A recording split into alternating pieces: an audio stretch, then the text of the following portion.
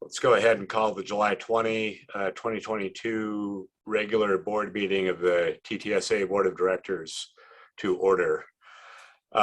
If you all could hit mute and join me in the Pledge of Allegiance, that would be great. I pledge allegiance to the flag of the United States of America and to the republic for which it stands, one nation, under God, indivisible, with liberty and justice for all. Amen. Thank you. Amen. Rochelle, if you could do the roll call.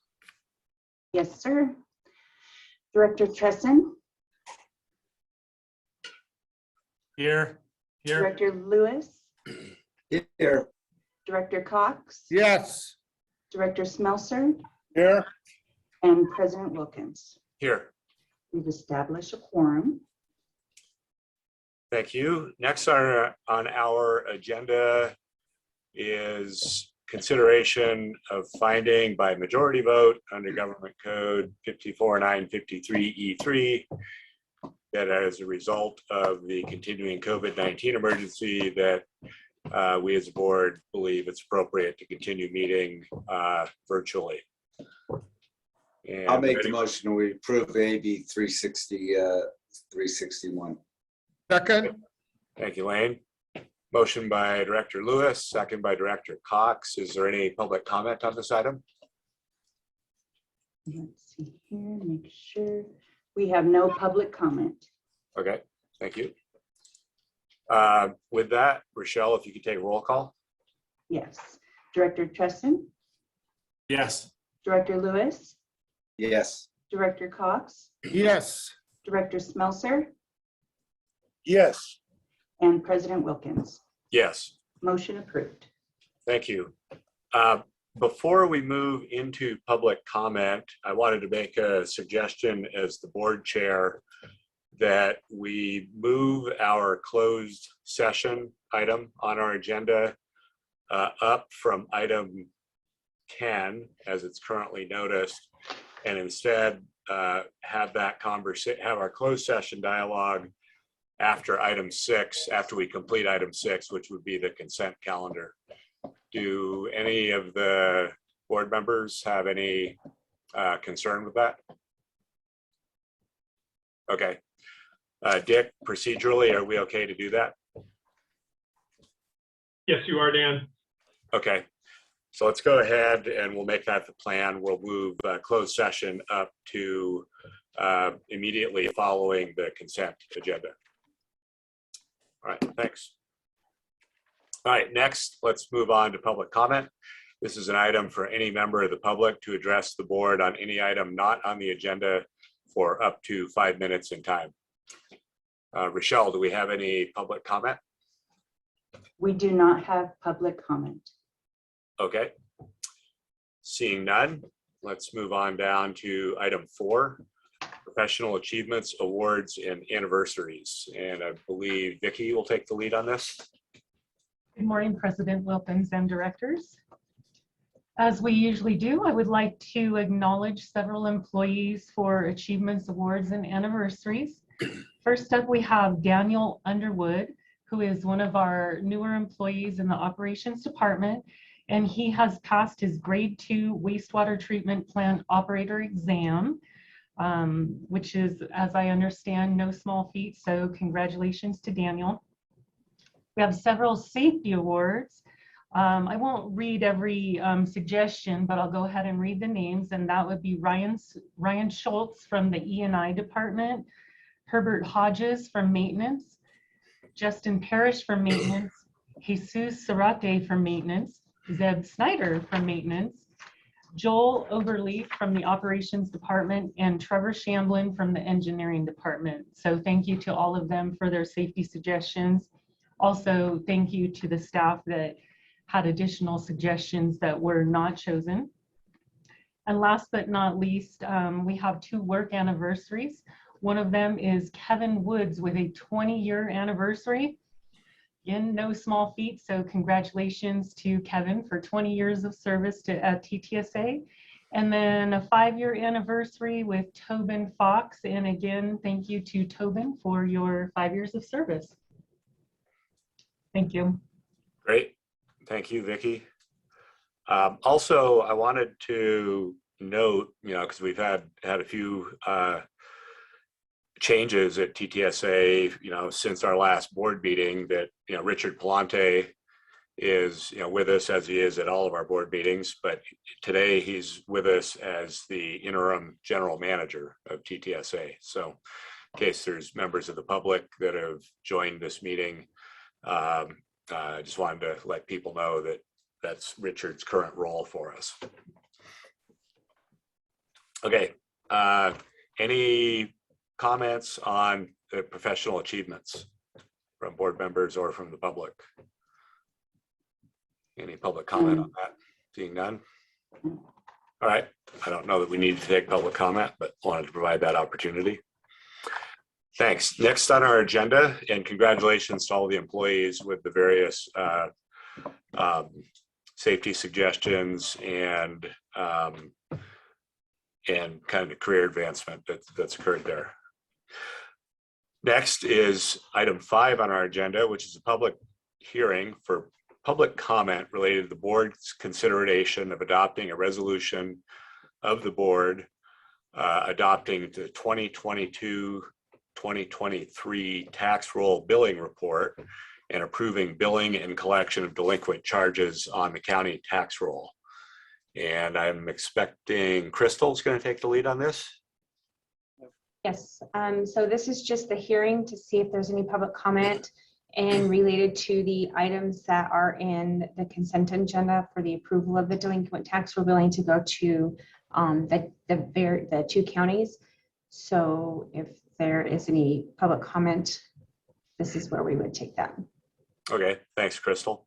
And so TTSA used to direct bill customers for wastewater treatment plant services. A couple of years ago, we as a board made a decision to request the counties that we have customers within to place those wastewater treatment charges on the tax roll instead of doing the direct billing. That was really in the goal of creating some efficiency in the billing and fund receiving process.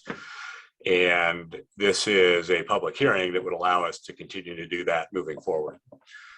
So with that, I'll open the public hearing and ask Rochelle if we have any members of the public who wish to provide public comment on this item as part of the public hearing. We have no public comment. Okay, thanks, Rochelle. And I'll bring it back to the board. Does the board have any questions or comments on this? And I believe there's no action at this point. Right now, we're just conducting the public hearing. The action would occur under the consent calendar. So we're not looking for a motion, just asking if there's any questions or comments from board members right now. Okay, seeing none, let's go ahead and close the public hearing. Rochelle, if you can make sure the record reflects that the public hearing has been conducted. And next, we will move on to our consent agenda. President Wilkins. Yes, sir. Staff does have a request. We would like to pull item 2 from the consent agenda. Okay. We have some additional information we'd like to add to the financial reports that are now available. We had some delays due to the interruption of service during the fire. So we now would like to add that and bring it back to you. Okay, so you want to pull that and not take any action on it today? That's correct. Okay. Any member of the No, board we have would. any- Oh, go ahead, Crystal. I'm sorry, we do want to take action today. I have the updates with me. I just think we have to pull it from the consent. I'm sorry, Richard, I wasn't clear on that. We have to pull it from the consent so that we can take action on the updates that I have, the additional information. Crystal, Accepting- are those the updates? Did the finance committee Yes. discuss those updates? Okay, good. Yes, the Thank you. finance committee did. We just were not able to get them onto the updates onto the report. And so I want to share the updated report so that it can be accepted with the updates. Okay, so let's go ahead and pull item 2 from consent. Are there any other items on consent that either staff or board members would like to pull? Seeing none, is there any member of the public that would like to pull any request that an item be pulled from the consent calendar? There's no public comment. Okay, so with that, if a board member would like to make a motion to approve items 1, 3, 4, and 5 on the consent calendar, that would be appropriate.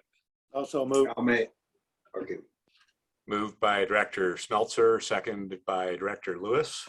Thank you. So got a motion and a second. If there's no further comment, Rochelle, if you could take roll call. Actually, there is a public comment that just popped up. Okay, let's take public comment on, Pippin Mater, go ahead. Hi, guys. Thanks. So I guess Crystal, I wanted to make sure that I wanted to comment on some things on page 29 of the board packet, but I didn't know whether that was under item 2 or not. Is it a financial statement or is it disbursements? I don't know. That's the Well, financial statements. So Pippin, we're going to handle that outside of Okay. consent calendar. Yes. Okay, great. I just wanted to make sure I didn't miss my opportunity. Thanks. okay. All right. Thank you. Okay, so Rochelle, if you could conduct roll call for items 1, 3, 4, and 5 of consent. Director Tresson, Yes.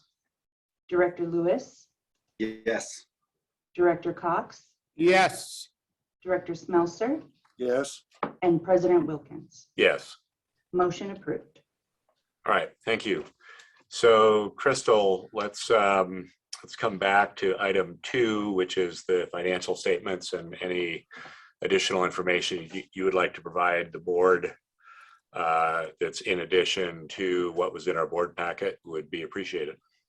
Absolutely. Rochelle, can you? Sorry, just a second. Do we want to hold that because the next item, you wanted to do closed session prior to the regular agenda? Do we want to just move it as the first item on the regular agenda? No, it's a consent item, so I'd like to go ahead and address it at this time. Go ahead. Rochelle, can you let me share my screen, please? Yes. Thank you. Okay, go ahead.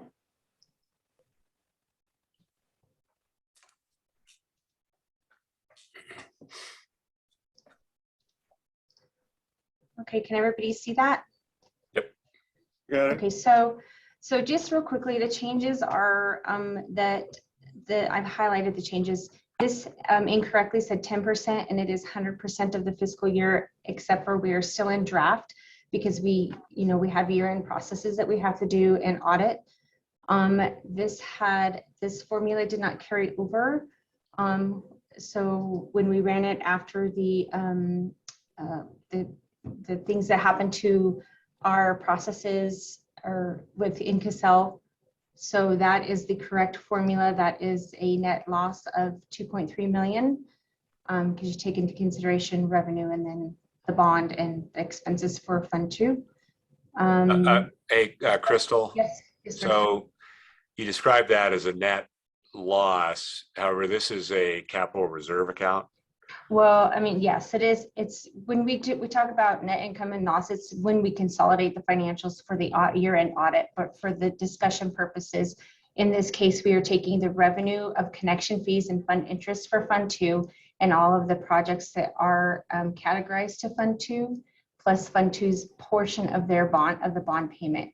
And that gives us a net loss of 2.3 million. Right.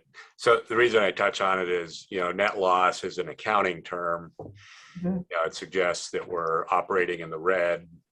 The reality of this fund is it's a capital reserve fund, and it would be very common for some years to accumulate Mhm. funds in a capital reserve account and in other years expend those funds. So That is correct. describing it as a loss kind of has for me is I don't know, it's it's a little bit of a kind of pejorative term, I guess, as I hear it. And I understand it's an accounting term, but I think it basically means we spent some money on capital projects this year that was in excess of the revenue we brought in, but that's also very normal for a fund like this. Correct. And it'll be considered, when the full financials are done at year end after audit, it'll all be consolidated with all of the funds. All 4 funds will be consolidated. Okay. Any other questions on Fund 2? So, and then we're gonna down in Fund, actually nothing changed in Fund 6. We were able to, normally we produce the cash allocations by funds for current month compared to prior year's month. And we were able to add that. We were not able to add that before with the loss of functionality in Cassell after the fire. And so this has just been added. So we have a total change of cash of 2.4 million. And just remember that both of these balances for each year reflect prior to any accounting entries that are made at year end. Any questions on this? So with Cassell, it sounds like that's a cloud-based program. And so after the fire happened, it basically knocked out our internet and knocked out our access to remote databases. It did that, and it also wiped out our plugins that we have to have in order to run financials. So we had to do a lot of things by hand. And then there were some things that we couldn't even get to access to by hand. So. Right. And then specific, you described the fire.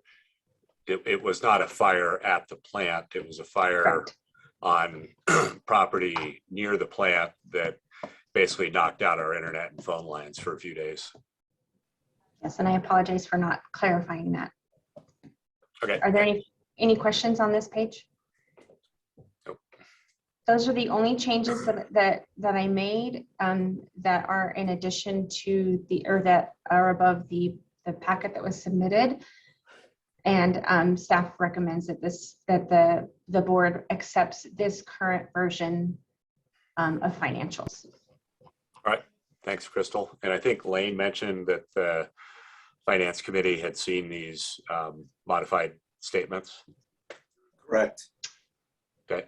That is correct. The Finance Committee has reviewed the modified statements. Right. Are there questions or comments by board members? Seeing none, is there any public comment on this item? We have Pippin Mater with public comment. All right, Pippin, if you could go ahead. Awesome. Thanks, Dan. Yeah, so there's a couple things. One is that you already fixed, nice job, Crystal. You already fixed my one comment, which was why is that number, does it not include the bond payment component? So that answers that question. The other one was actually about the security improvements within that particular item.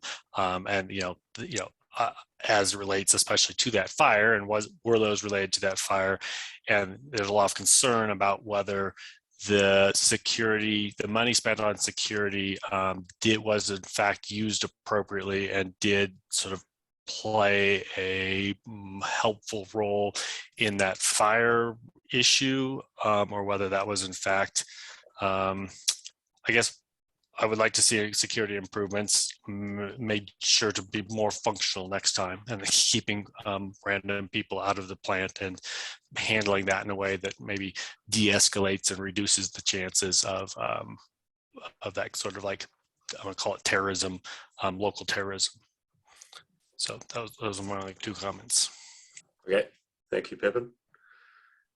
Is there any additional public comment on this item? I have no other public comment. Okay, seeing none, I'll go ahead and close public comment. Any additional questions or comments from board members? Or would anyone care to make a motion to approve the financial statements for the previous month?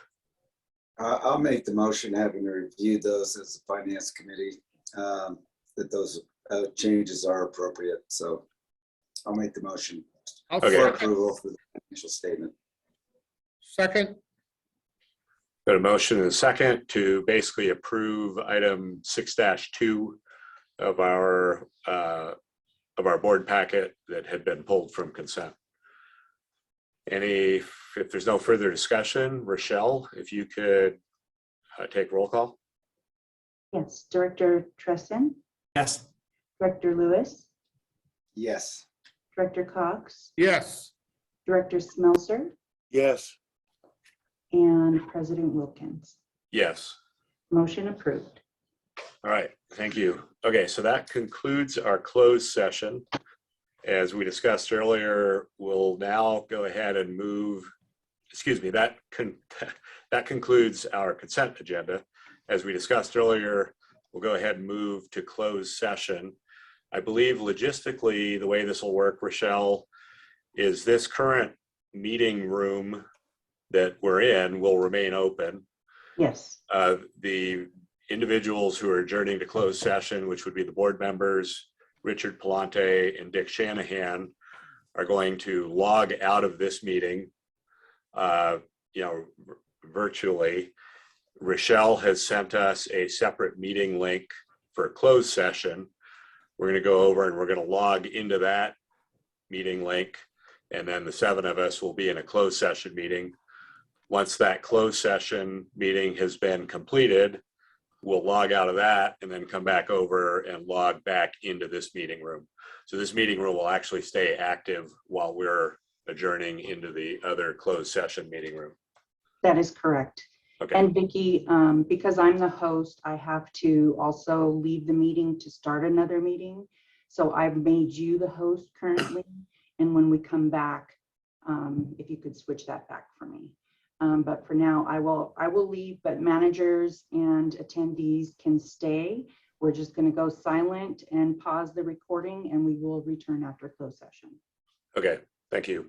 Okay. So I'm going to go ahead and log off, and we'll see the board members and Dick and Richard on the other side.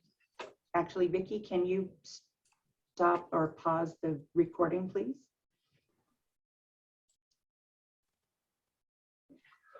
All right, thanks, Rochelle. You're welcome. Okay, so the TTSA board just adjourned into closed session. We had a closed session discussion. We're now back in open session. Dick, if you could do a report out from closed session. Yes, the directors met in closed session for the item listed on the agenda, and there's no action to report out from the closed session. Thanks, Dick. Okay. So now we're back. Oops, I need to get back on my agenda here. Okay. So prior to going into closed session, we had completed our consent agenda. The next item on our regular meeting agenda is the report from the June 15, 2022 and the June 20, 2022 closed session meeting. Dick, could you handle the report out from those two meetings? Yes, those meetings were video conference meetings with closed sessions at the end of the meeting, and just to confirm for the record that there was no reportable action at either of those closed session discussions. Thank you. Next on the agenda is approval of the minutes of the regular board meeting on June 15th, 2022, and the special board meetings on June 20 and June 23, 2022. So moved. The motion by Director Lewis to approve those minutes. Is there a second? Second. Second by Director Cox. I will take public comment in a moment. Is there any questions or comments from the board members? Yeah.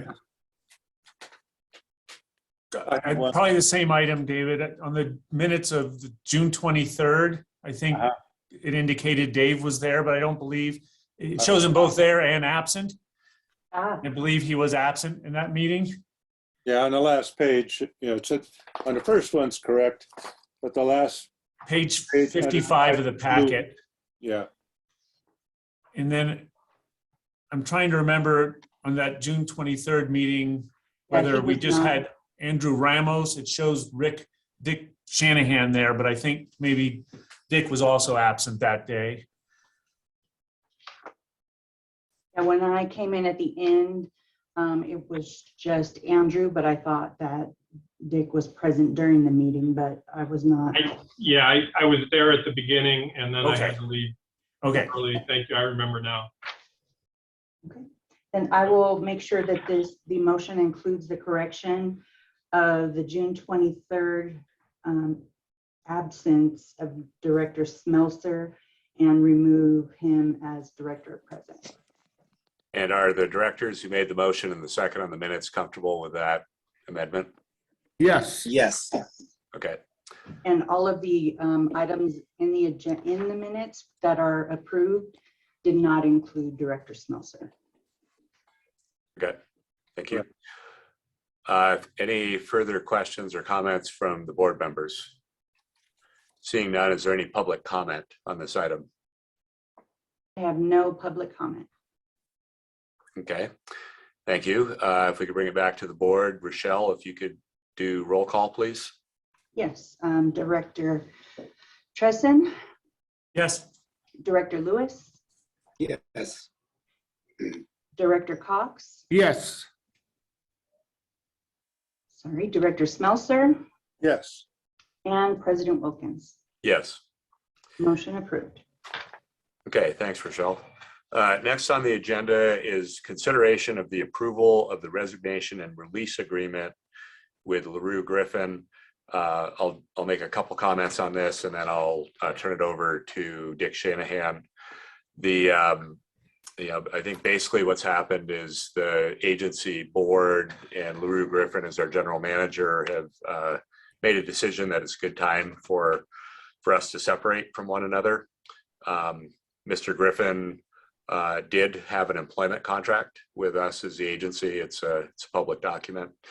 That contract basically gave us as the board the flexibility to ask Mr. Griffin to leave, and then there were provisions that we would pay him for vacation and severance time and those kinds of things if we just made a unilateral decision like that. We've been talking with Mr. Griffin about that as one option, or another option that potentially would be have more value to the agency rather than just doing a single large lump sum payout, where we would continue to, where we would still separate from Mr. Griffin, but where we would continue to have him available to provide a benefit to the agency as we're moving forward with other general management services. So with that, and so that's what we as the board and Mr. Griffin have been talking about, I think in broad terms. With that, I'll turn it over to Dick Shanahan to provide a description of the kind of where we're at in that process, and then we'll go from there.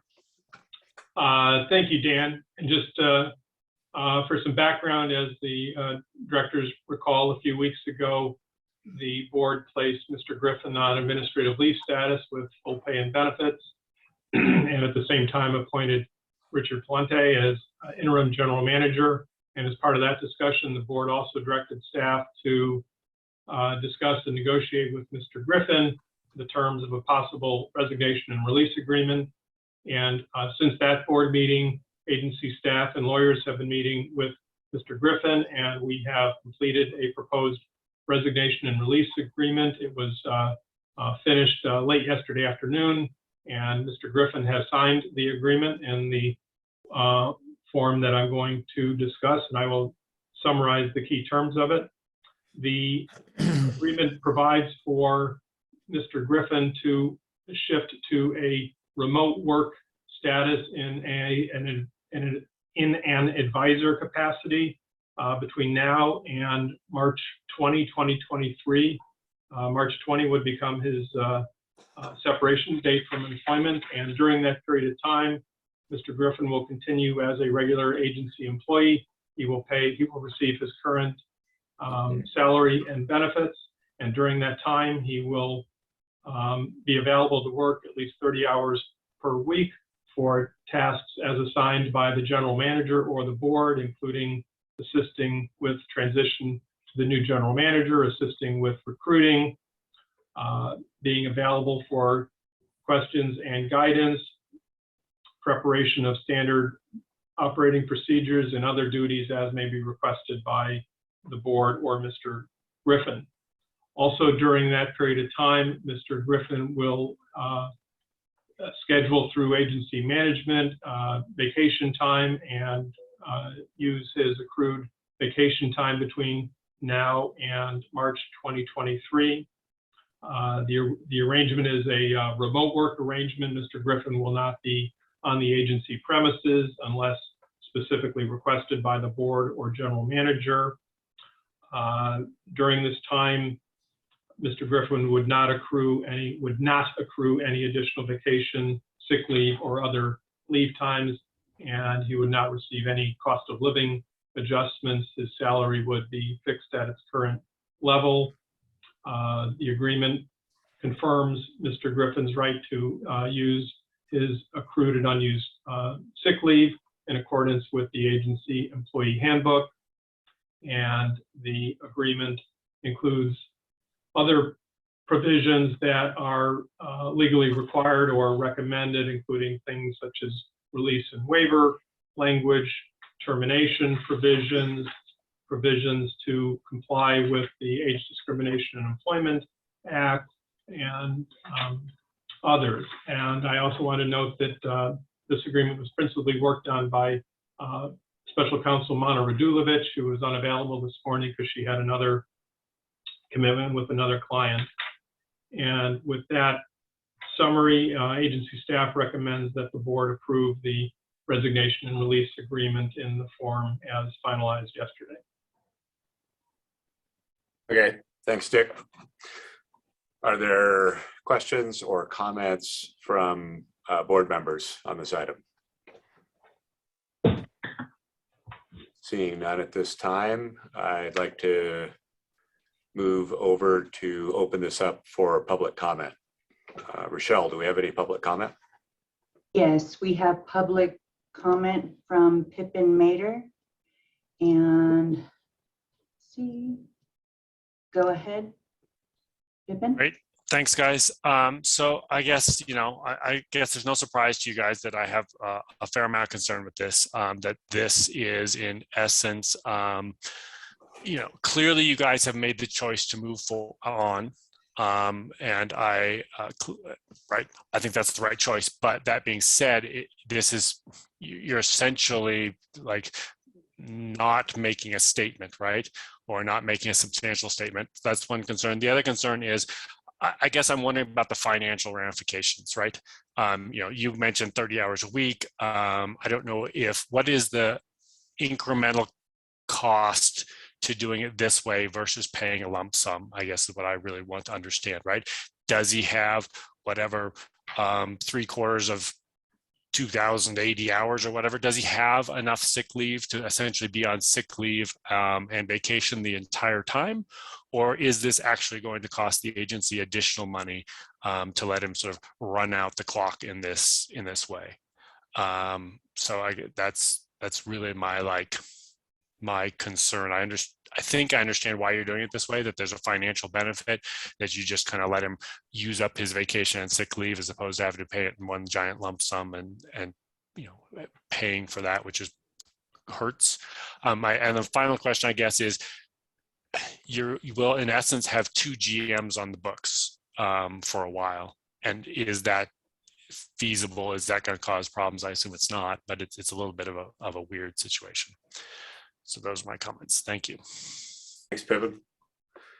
Do we have other public comment, Rochelle? We have no other public comment. Okay, thank you. So I'm going to go ahead and close public comment on this item. Are there questions or comments from board members? No. Okay, I'll offer a comment that's just general. I think we as an agency and LaRue have decided it's a good time to separate from one another. I think having the previous general managers' knowledge on various topics and issues that he was working on, having that continue to be available to us as the agency over time, which this agreement would provide for, I think provides some value to the agency that we would not otherwise be able to realize if we just did a straight up contractual termination with severance payout. So, I think from my perspective, at least at the end of the day, moving forward in this fashion is going to be more beneficial to the agency in the long run than if we just did if we just kind of followed the letter of our contract. So I'll just make that editorial, comment from, my perspective as one board member.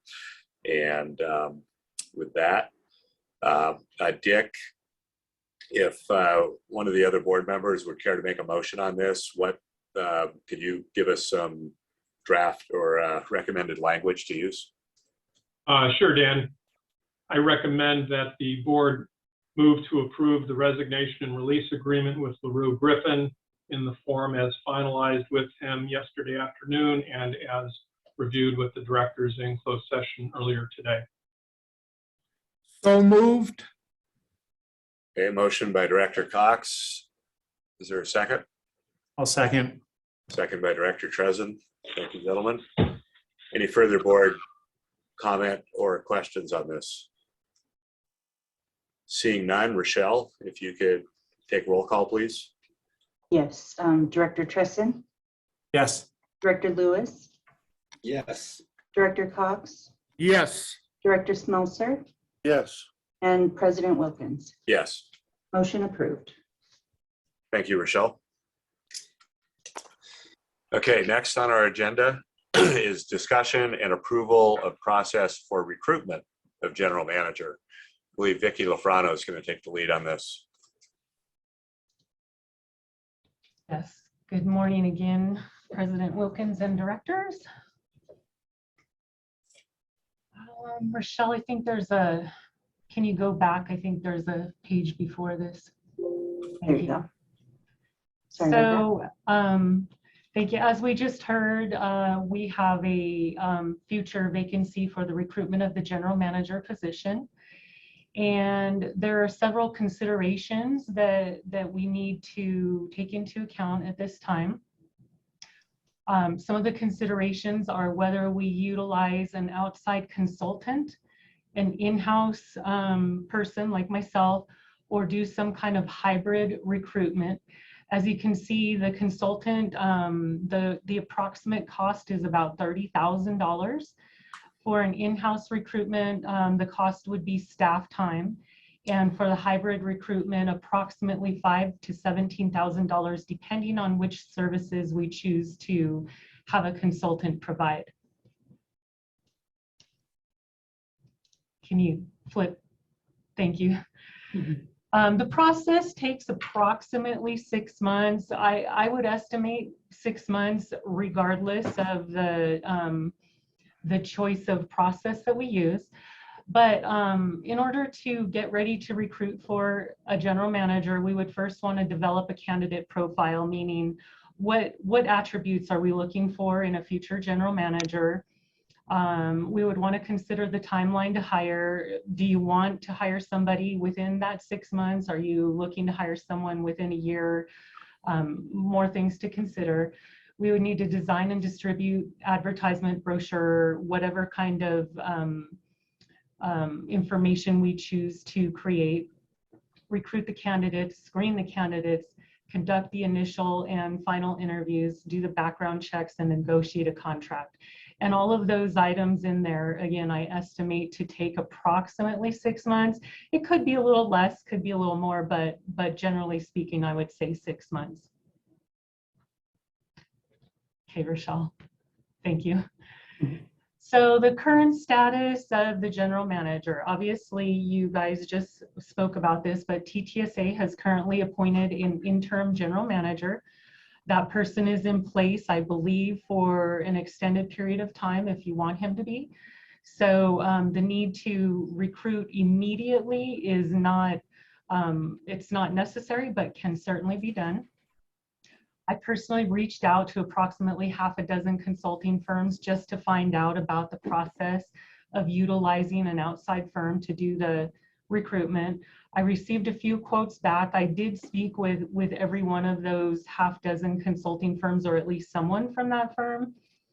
And then I have included in the packet today the current job description for the general manager. That is something we'll want to take into account also when we're getting ready to hire. Thanks, Rochelle. So the possibilities that we have right now, we can, a consultant search will likely reach a very vast group and likely draw in candidates with a variety of strengths. We may be looking at an internal candidate, which will likely lead to other vacancies within the agency, possibly allowing for some succession movement. We might want to consider the creation of an ad hoc committee in order to maybe define some of these things that I've spoken about today, which of course includes defining the criteria for the future GM, defining that timeline for hiring, determining whether we use the in-house recruitment consultant or the hybrid method, decide whether to engage the public and staff in order to create that defining criteria for the future GM, and just define the process. For example, who do we want to have as panel members when we do get ready to recruit or to interview? So my recommendation, personal recommendation, is that we do create an ad hoc so that we can define that criteria. I would personally recommend at this point, but again, totally open to whatever the ad hoc or you guys may prefer, but I would personally recommend the hybrid process. In speaking with some of the consultants, I have found out that they will do those, I don't know if I'm calling it the right thing, but I'm calling it the interest calls, in basically stating that they will reach out to possible candidates. And even if those candidates aren't interested, they might know of other candidates that would be interested, thereby creating our candidate pool or people to apply for the position. And that would be approximately $5,000 in order to utilize the consulting firm for that. And then of course, perform the balance of the recruitment in-house. Do any of you have any questions? Thanks, Vicki. No questions, maybe just a comment for the other board members. You know, I had spoken with Vicki when it became clear we were going to need to pursue hiring a new general manager, and had asked her to put together a kind of a spectrum of options for us to consider. So that's what she's done. Thanks for that. And, you know, I think one thing I'm curious about from the board, you know, we've got Richard as appointed as the interim general manager. We've got an agenda item later on our agenda related to creating an interim assistant general manager role in the agency. I guess one question I'd throw out to the board is, are we kind of in rush mode here to get this recruitment going, or are we comfortable kind of taking a maybe not a slow approach, but a more kind of measured, methodical approach, and not trying to rush our recruitment effort? Dale. You know, Dan, we faced this situation when Marcia retired several years ago. And when we went to the outside to get a replacement for Marcia, I really feel that we created a lot of heartburn and anxiety within the rank and file and within people within the organization. And, you know, at this stage of the game, I'm very confident with Richard being our assistant general manager, or our interim general manager. I'm very comfortable with Michael being the assistant general manager. And I would like to give every opportunity to our in-house personnel that's been on board with the agency for up to 20, 25 years. I would like to give them the opportunity to step up and to perform and to show the board and the rest of the management that they're capable of taking the lead here in the agency.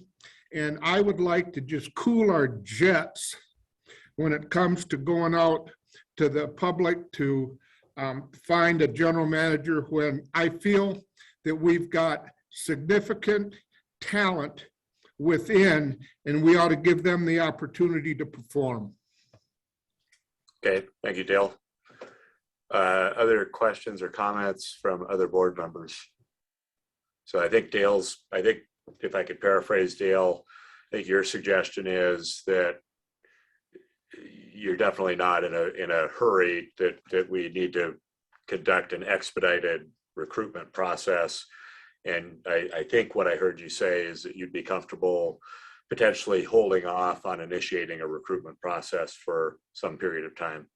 Well, you know what, Dan, that, what I said is how I feel, and before we really even give any of this any more consideration, I'd like to hear from Richard, and I'd like to hear from Mike as a potential assistant general manager of how they feel about where we are as an agency, of what got us here at the beginning.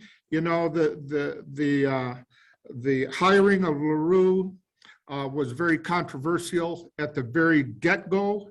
We had a lot of heartburn. Lane, you and I, you remember when we first brought LaRue in, that we had some significant challenges and concerns within the upper management of, were we doing the right thing? And it's very obvious that over time we did not do the right thing. And I just don't want to make the same mistake twice, because that process of hiring a new general manager from the outside was very costly. It was very time consuming, and we passed over the potential of the best candidates for the job. So I'd like to hear from Richard and from Michael of where we are going, where we're headed here. So Dale, maybe before we put Richard and Michael on the spot on a kind of a very sensitive topic that they probably haven't had a chance to contemplate, maybe we could hear from other board members. Yeah. Blake. Dan- I'm sorry. Dave, I think you had started. Yeah. I'm in agreement with Dale. I'm in rush either, but I think we should at least start the process. I mean, as Vicky's outlined, some of the basic stuff, so that we have it in hand or in-house, it's at least started. Okay, so you're suggesting, Dave, that we don't need to rush, but that we should initiate a recruitment process, and as part of that, obviously, any internal candidates would be more than welcome to participate. Exactly. Yeah. Blake. Yeah, but echoing what Dave said, that I think we should start the process. I have a very high level of confidence in the management team at TTSA, Richard and all the other managers, as well as the supervisory and staff, that the agency is, in good hands right now, and that and we've, per our release and separation agreement with LaRue, we still have access to LaRue if necessary as well, and that we should start the process. We should engage, Dale, I don't think this is the appropriate time to, ask Richard and Jay to shoot from the hip on this. I think that they should be, management team should be solicited, the full management team, and possibly, other staff members, maybe all staff and the public, their input should be sought in terms of the characteristics we're looking for in a future GM in the process. But again, I don't I don't believe that it would benefit the agency to rush the process. I think we're in capable hands to continue to accomplish the mission of the agency with the existing staffing, but we need to move from an interim position to a permanent position, but we should do so methodically so that we have a good process and are hopefully end with a result that finds the appropriate candidate to continue to move the agency forward. But basically, I like Vicky's outline. Thanks, Blake. And I think, to facilitate that, I do like the concept. If the rest of the board is amenable to that, to, a potential ad hoc committee so that she can, convene input at a board level and possibly have some action without having to wait for full board quorum to move this forward if she needs input at a board level. Thanks, Blake. Lane? Yeah, I'm in total agreement with you, Blake. I think we start with an ad hoc committee. Let's define the role. Let's define our expectations of the board in the general manager's role.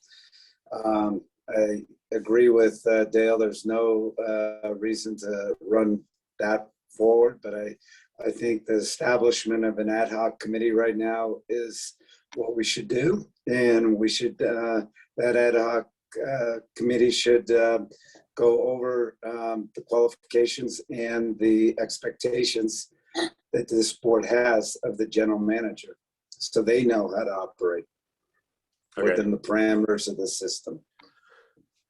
Thanks. So I've got a question for Dick.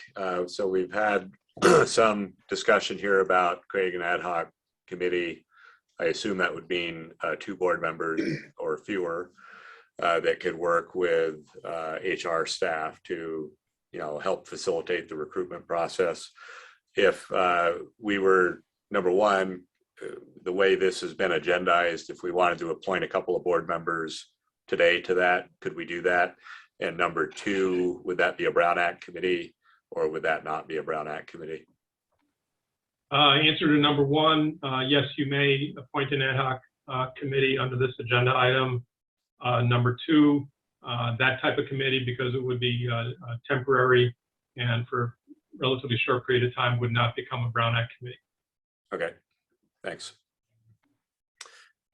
Okay, so we've had some board discussion. I think what I've heard as a general consensus, and this is absent having taken public comment so far, which we'll do in a moment, is the notion of that we should initiate a recruitment process. That's a little different than what Dale said, but I think what I heard with Lane, Dave, and Blake, and I would also agree with, is that getting a recruitment process initiated would be appropriate, that we don't need to kind of drop everything else we're doing and kind of sidetrack other agency business to move this forward. And that forming an ad hoc committee would be a good idea. And I think Vicky's suggestion is that bringing in some consultant assistance could, on a fairly limited basis, could have some value to the process and may reduce the impact on staff in terms of having some additional resource to assist in the recruitment process. Is that a fair summary? Yes. Okay. So good discussion. Let's go over and take public comment. Rochelle, do we have any public comment on this item? Whoop, you're muted, Rochelle. My apologies. Yes, we have Pippin Mater with public comment, and Pippin, you can go ahead. Great, thanks, board. Just a couple of things. One is that I think that picking the right GM is arguably the most important single action that the board of directors can do. And with that, I certainly support the board being methodical in this process and making sure that they get the best candidate they can. I will say that the other side of that coin is that I think that you owe staff some certainty. And that you need someone in there who can make those has that long-term authority and that can make those long-term agency redirecting decisions. And I think that it's, I'm sure that current staff can run the plant on a day-to-day basis, but I'm a little concerned about expecting an interim position to have that long-term vision and be executing that long-term vision. So I think that it's important to get a permanent GM in place as soon as is reasonably feasible, to start with those big picture changes. And I think that there's an opportunity here, I guess a little bit, I feel like I'm speaking for Richard, and he can tell me I'm wrong, but it seems a little unfair to ask an interim person to take on the possible, those long-term changes that live with the short-term consequences. So again, I guess I'd love to see that happen. A permanent position be filled as soon as possible. And then finally, as a member of the public who's been showing up at these meetings for a couple of years now, I appreciate that including the public was a consideration, and I would like to see that done. Thank you. Thank you, Pippin. Thanks, Pippin. Is there any further public comment, Rochelle? I have no one else for public comment. Okay. All right, let's go ahead and close public comment. Any further thoughts by the board? So we've heard, I think, support within the board for this notion of a couple of board members serving on an ad hoc committee to help facilitate the GM recruitment. Who would like to participate in that? Sounds like Blake could be willing to do it. Lane would. I have some interest in it as the board president as well. Dan, I just want to chime in. Blake and Lane, aren't you guys the finance committee? Correct. Yeah, that might be that would not be ideal because the two of them are already standing committee members. I suppose we could create them as an ad hoc committee, but they would need to be very careful about what hats they're wearing at different committee meetings. Right. Okay. David, do you have interest? Dave or Dale?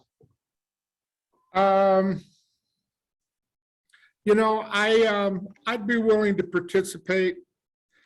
However, I think this is going to take a lot of time. I think it's going to take a lot of effort, and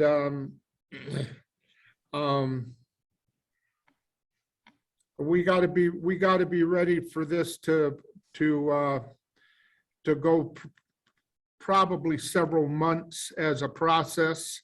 And whoever volunteers for this ad hoc committee, it's going to be an undertaking that's going to take a significant amount of time. And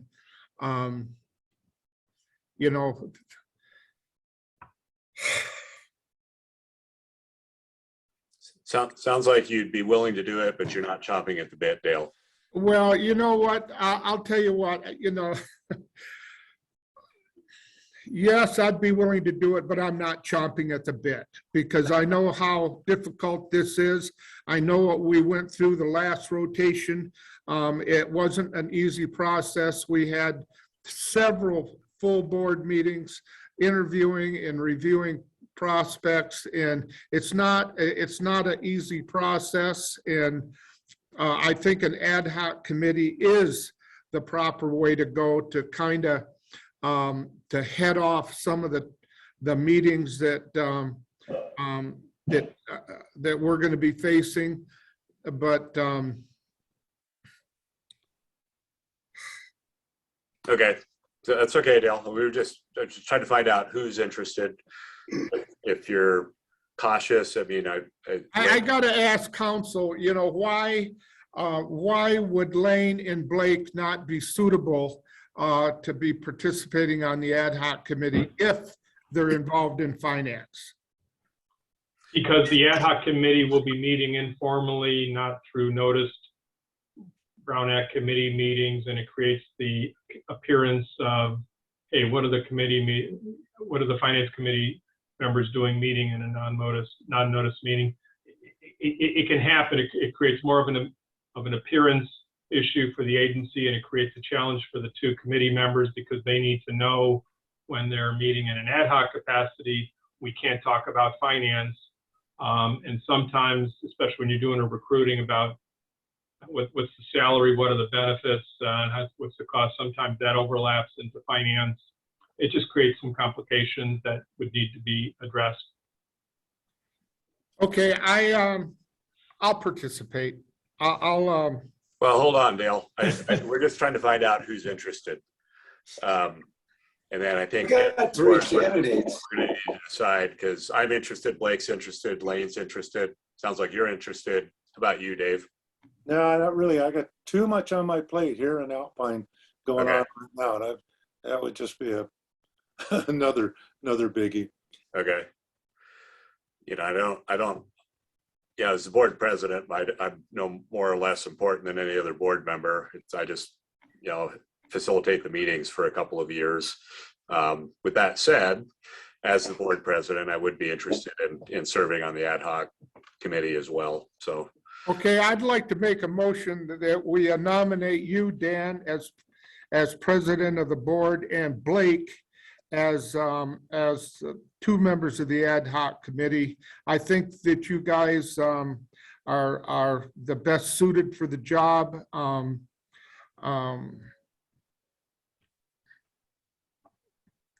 So that would be my choice in moving this forward. okay, Lane, what are your thoughts? That's fine with me. No, you guys are well qualified to do it, and go for it. I just wanted to do it if nobody else was gonna step up. Okay, thanks, Lane. So I guess that was a motion by Dale. Can I take that as a second by Lane? Yes, yes. Are you good with that, Blake?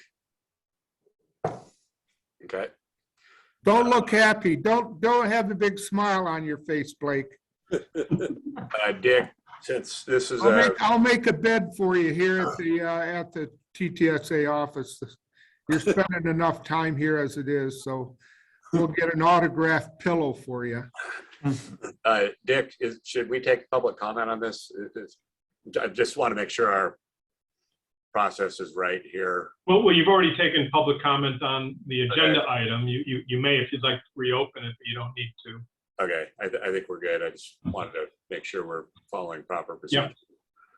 So I think Dale made a motion to appoint myself and Blake to the ad hoc committee to work with Vicky on the general manager recruitment.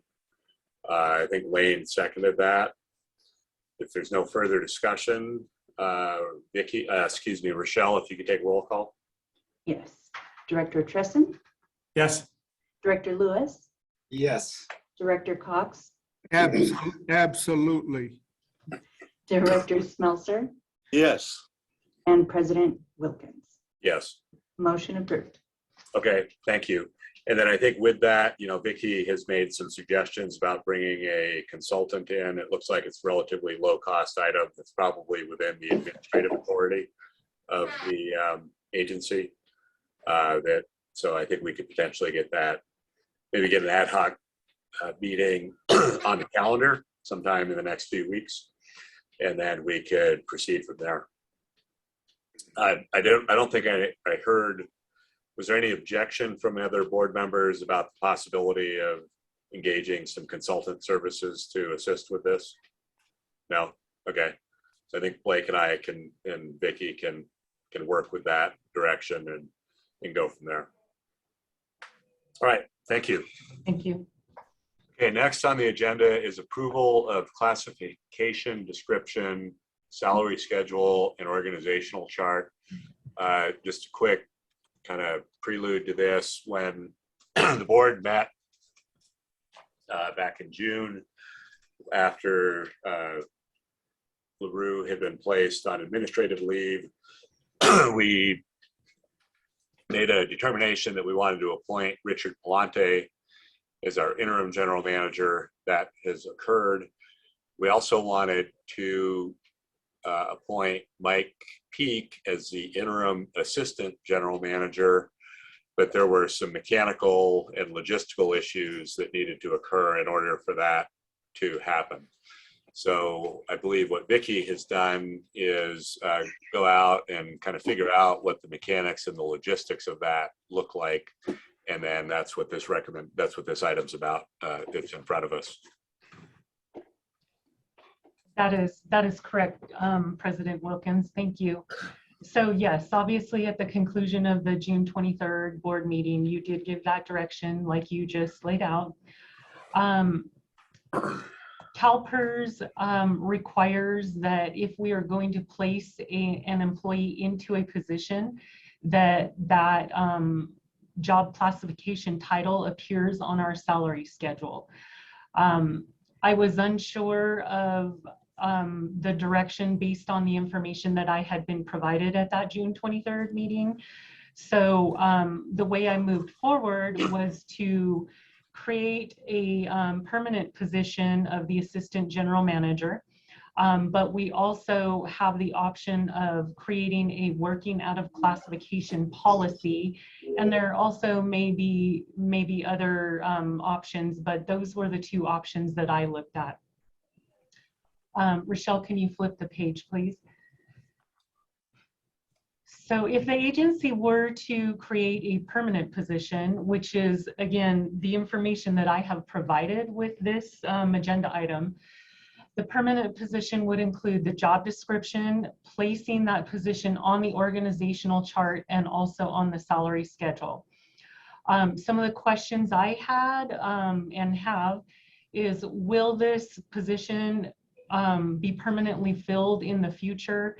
Meaning right now, the way that we're proposing to move forward with this is that we're adding an additional full-time equivalent employee to our staffing.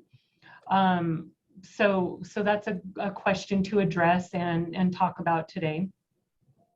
Consideration for placement on the org chart. Again, with the direction that I was provided at that June 23rd meeting, I went ahead and placed the assistant general manager position just below the general manager and overseeing all staff on the organizational chart. And I don't know if that's correct, if that was the intent. So some of my questions again would be, who does this person supervise? Is it all staff? Is it specific staff? Again, just an unknown on my part. What you've asked for, at least the way I interpreted it, was a fairly specific interim position with limited beneficial aspects, meaning it affects one staff member for a limited duration. And again, I don't know if the intent is to hire a permanent person into that position at some point in the future. And if so, again, we can have that conversation. I believe it is for a limited term appointment. The word interim implies that, but just want to verify that. I don't know what the intent was for an end date. So again, just more questions. So Vicki, let's stop here with these questions. Okay. And maybe we can provide some clarity. I'll take a crack at it and invite the other board members to jump in.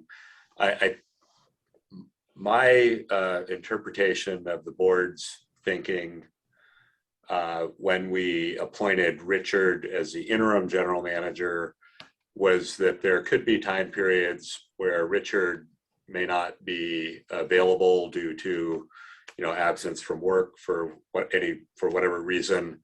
And we wanted it to be clear that if Richard wasn't the interim general manager, who was? I think the idea, at least from my perspective, was that would be Michael Peak. I think in the interim GM role, Richard is continuing to make sure that the maintenance activities are happening at TTSA, as well as conducting interim GM responsibilities.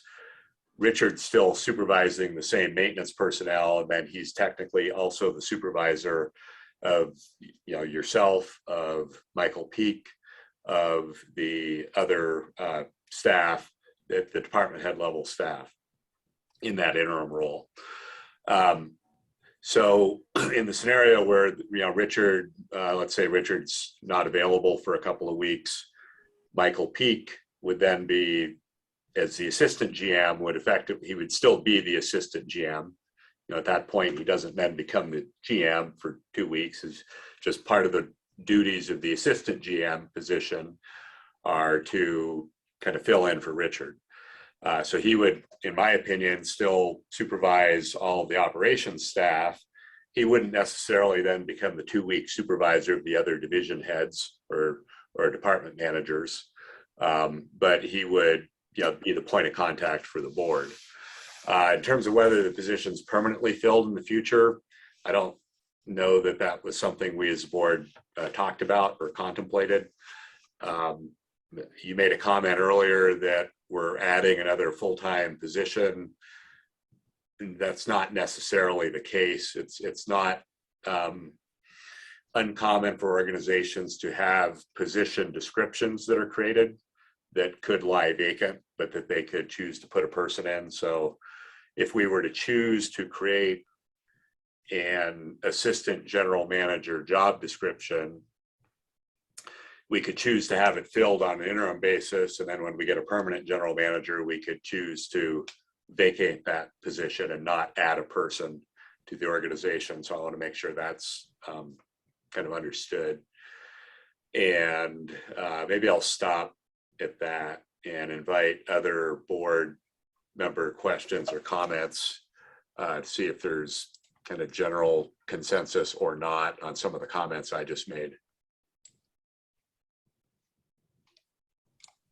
I think you covered it adequately, Dan. You know, this is a situation that the way we're headed with an ad hoc committee, it's going to be something that hopefully we can get back to our normal staffing within a year and have this issue behind us. Like, Yeah, yeah, I think, you know, I think the board's direction was well-intentioned.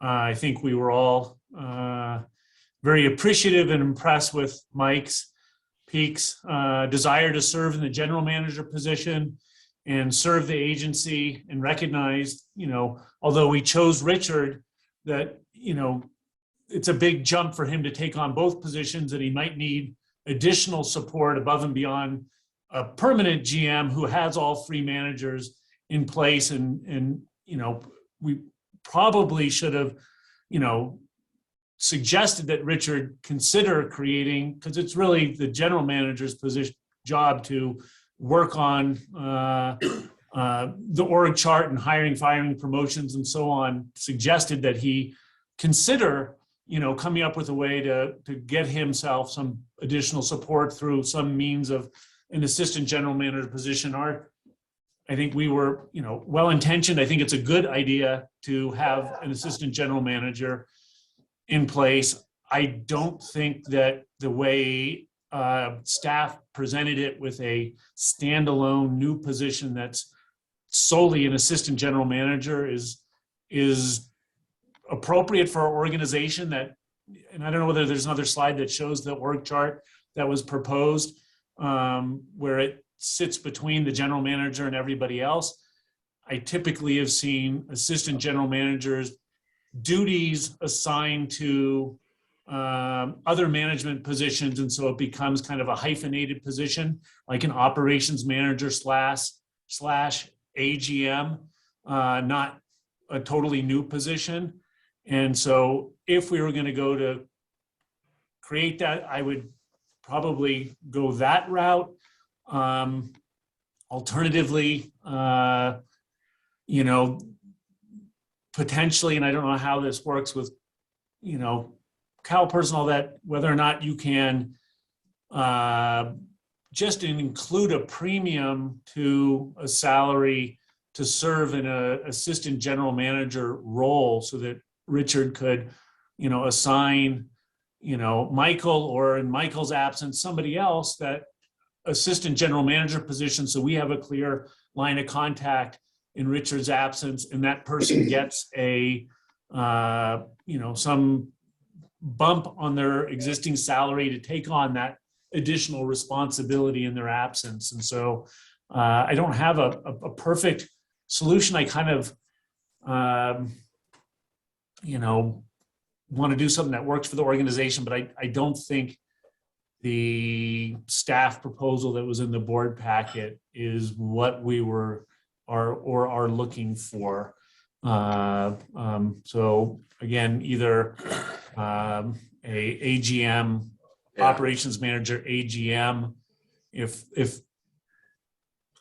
Yeah, I we could do think that, or somehow some AGM premium pay that goes with it, may or may not be personable, but because it would probably be more of a temporary assignment, recognizes the additional duties, but is not a permanent position on the org chart. Yeah, I agree, Blake. I think Oops, we can't hear you, Dan. sorry. I think in the simplest terms, we were trying to recognize that Mike would be in all likelihood taking on additional responsibility, assisting Richard in the interim GM role, that we wanted to recognize that with 10% acting pay. And that we were trying to figure out the simplest way to accomplish that. So I guess the question, Vicki, is what's the simplest way to accomplish that? Well, do you mind if I continue on to the next slide, and I might be answering those questions via that slide. If we were to create a working out of classification policy, it would be a permanent policy and be beneficial to all TTSA staff. There would be no need to create that permanent position with the job description, the increased FTE, placing it on the org chart or a salary schedule. So meaning the policy would state something to the effect of any employee that will be working out of classification, meaning in a position higher than their normal position. And it would state that something to the effect that they would receive 10% pay above their current pay. I've seen them 5%, I've seen them 10%. I think every now and again, you'll see even 15%. It generally will indicate what the requirements are to be able to qualify for working out of classification. So again, we could work on something like that, and that might take care of the problem. So basically, or I shouldn't say the problem, but it might address the issue that we're talking about. It would have a broad usage for any future need, meaning I'm making this up, but if one of the maintenance staff were to fill in the capacity of the maintenance manager, for example, then that person would also qualify for the working out of classification policy. And we have had a couple of situations in the past where this would have been a nice policy to have in place. And again, it generally speaking, the policy would define the limited time frame that a person would be working out of classification. So again, it certainly spells out how it would work. You would not need to create a new job classification, would not need to place anything on the org chart or the salary schedule. Rochelle, can you flip to the next page? And Blake, you actually indicated some of these items here on this next slide, but in order to maybe accomplish some of the things that you guys have brought up today, we could, for example, amend some current job descriptions to include certain duties. For example, we might include on the manager job classifications that they may serve as acting general manager in the general manager's temporary absence. It might be an item that is included on all of those job descriptions for future usage. But if that were to be the case, then generally speaking, you would not see somebody falling into a working out of class type situation. But in the absence of the general manager, he can also assign a contact person. I think, Dan, you might have said that you want to make sure you have a contact person that the board would be speaking with. And I've seen in the past, if someone's going to be off for 3 weeks, they might say during this week, this person serves in the capacity, in the following week, this person, meaning they could appoint multiple people, they could appoint just one person. And again, Blake, you brought this up. You might want to allow the appointment of the interim staff to fall to the general manager. I don't know if that was the intent or not the intent. And again, just wondering if we're placing the position on the organizational chart and the salary schedule, to me, that implies that the position is permanent.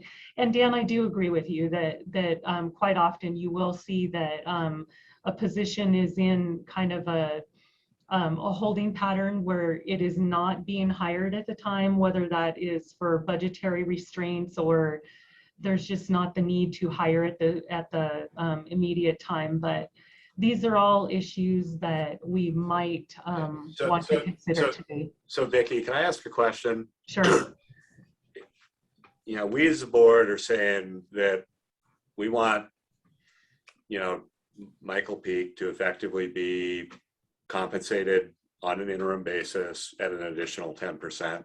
Can we not just do that? And because I don't disagree that having a policy on working out of class is a good thing. It's just that do we need to open up this? It feels like we as a board said, hey, we want to see Mike get an additional 10% because we think in this transition period he's going to need to take on additional responsibilities. Can we not just do that and then provide direction if we want to do a working out of class policy to work on that as a separate effort? Because there's a lot of nuances with working out of class policies, and I'm always cautious about, you know, we're trying to do this one-off thing that seems like it could be very simple, and I just feel like we're overly complicating it. I agree with that. I will state this. There have been other staff in the past here at TTSA that have served in the capacity of a position higher than their regular position that they're in. They have also asked to have something like this, but we don't have a policy for it. Therefore, we would just be making something up. That's why I'm suggesting that we do one of these two things, because yes, it does seem like it should be something that we can do very simply, but I guess my answer is it's not just that easy. And certainly when you're talking about the position of interim assistant general manager, we don't have the position of assistant general manager. So placing someone into it in an interim state, we can't do it because the position doesn't exist. Okay.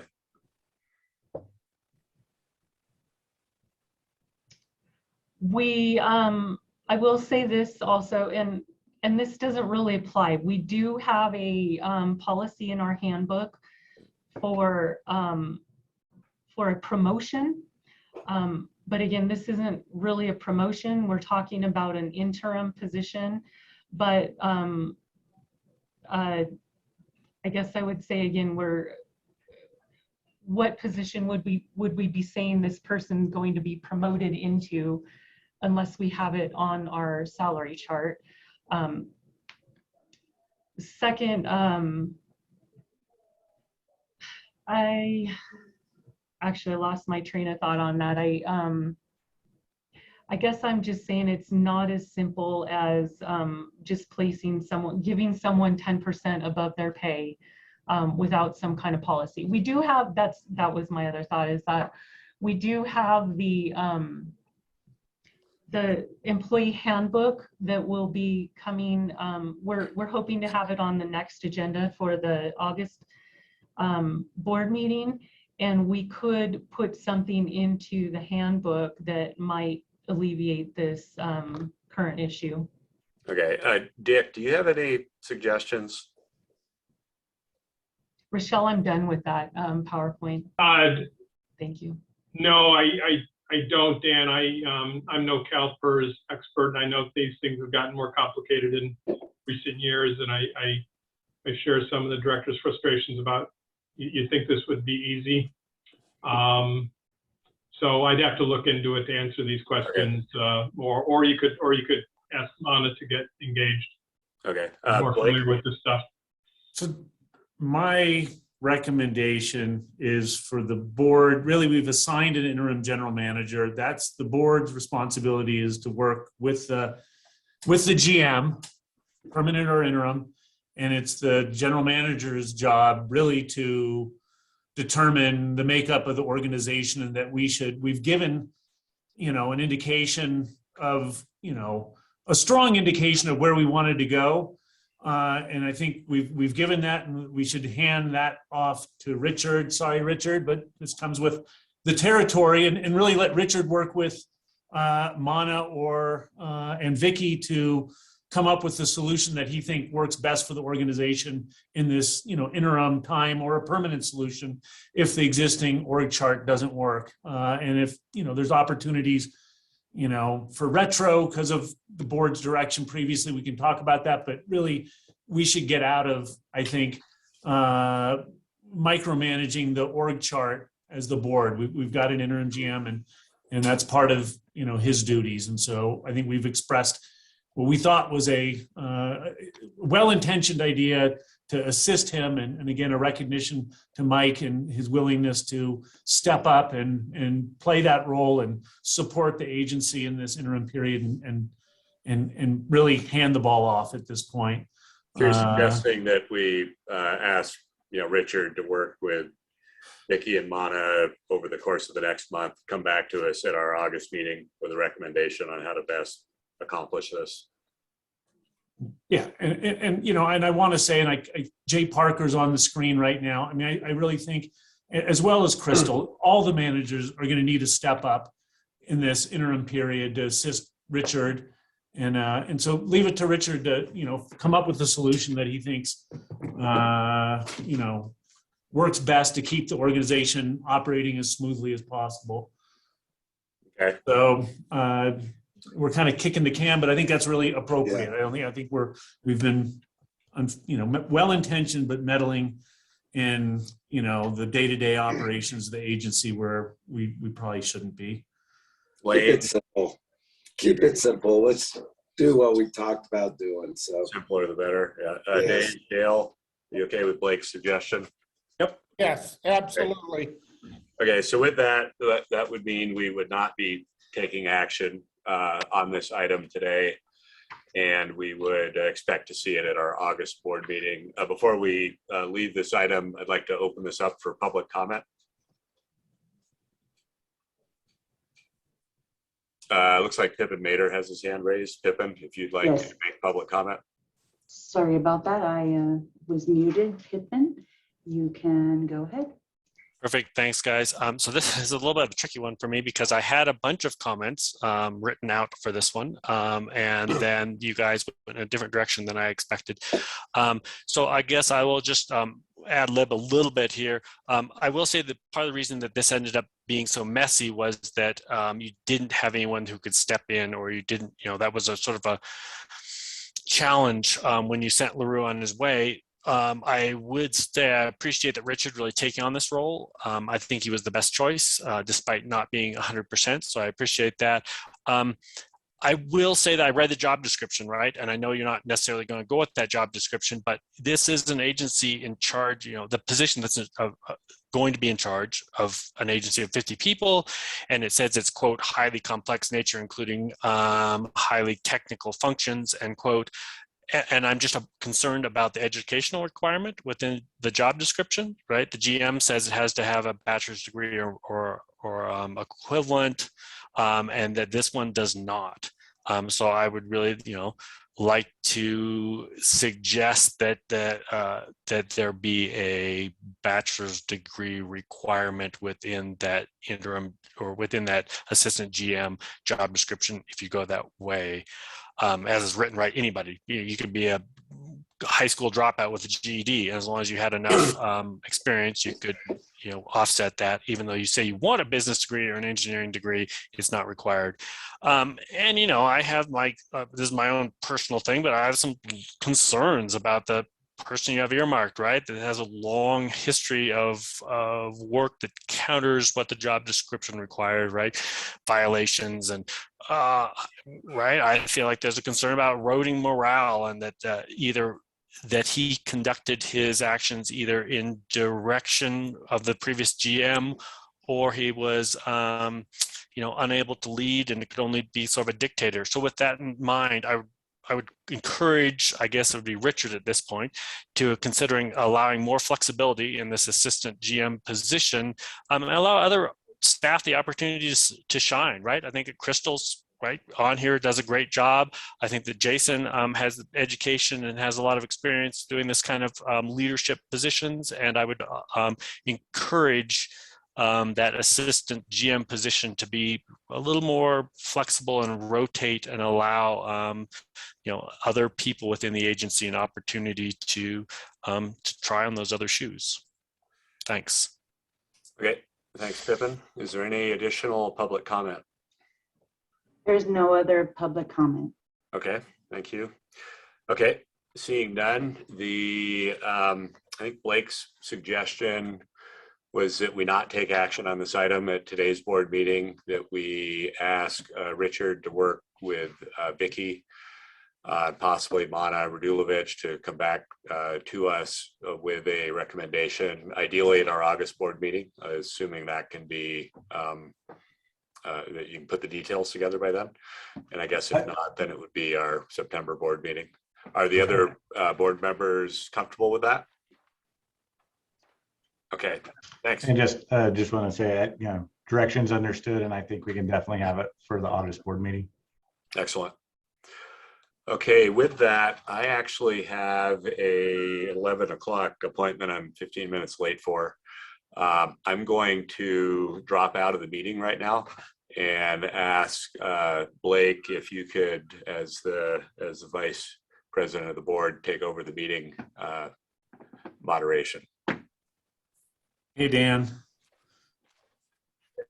Hi, Dan. See you later. Thanks. Thank you very much. See you all later. Thank you.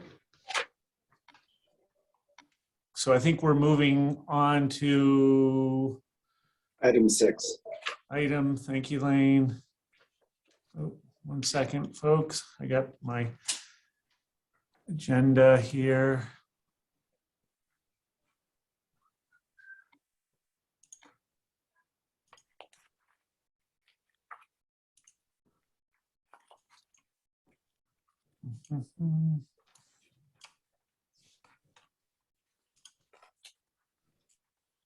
Thanks. Item 6, discussion of and approval of OPEB premium reimbursements.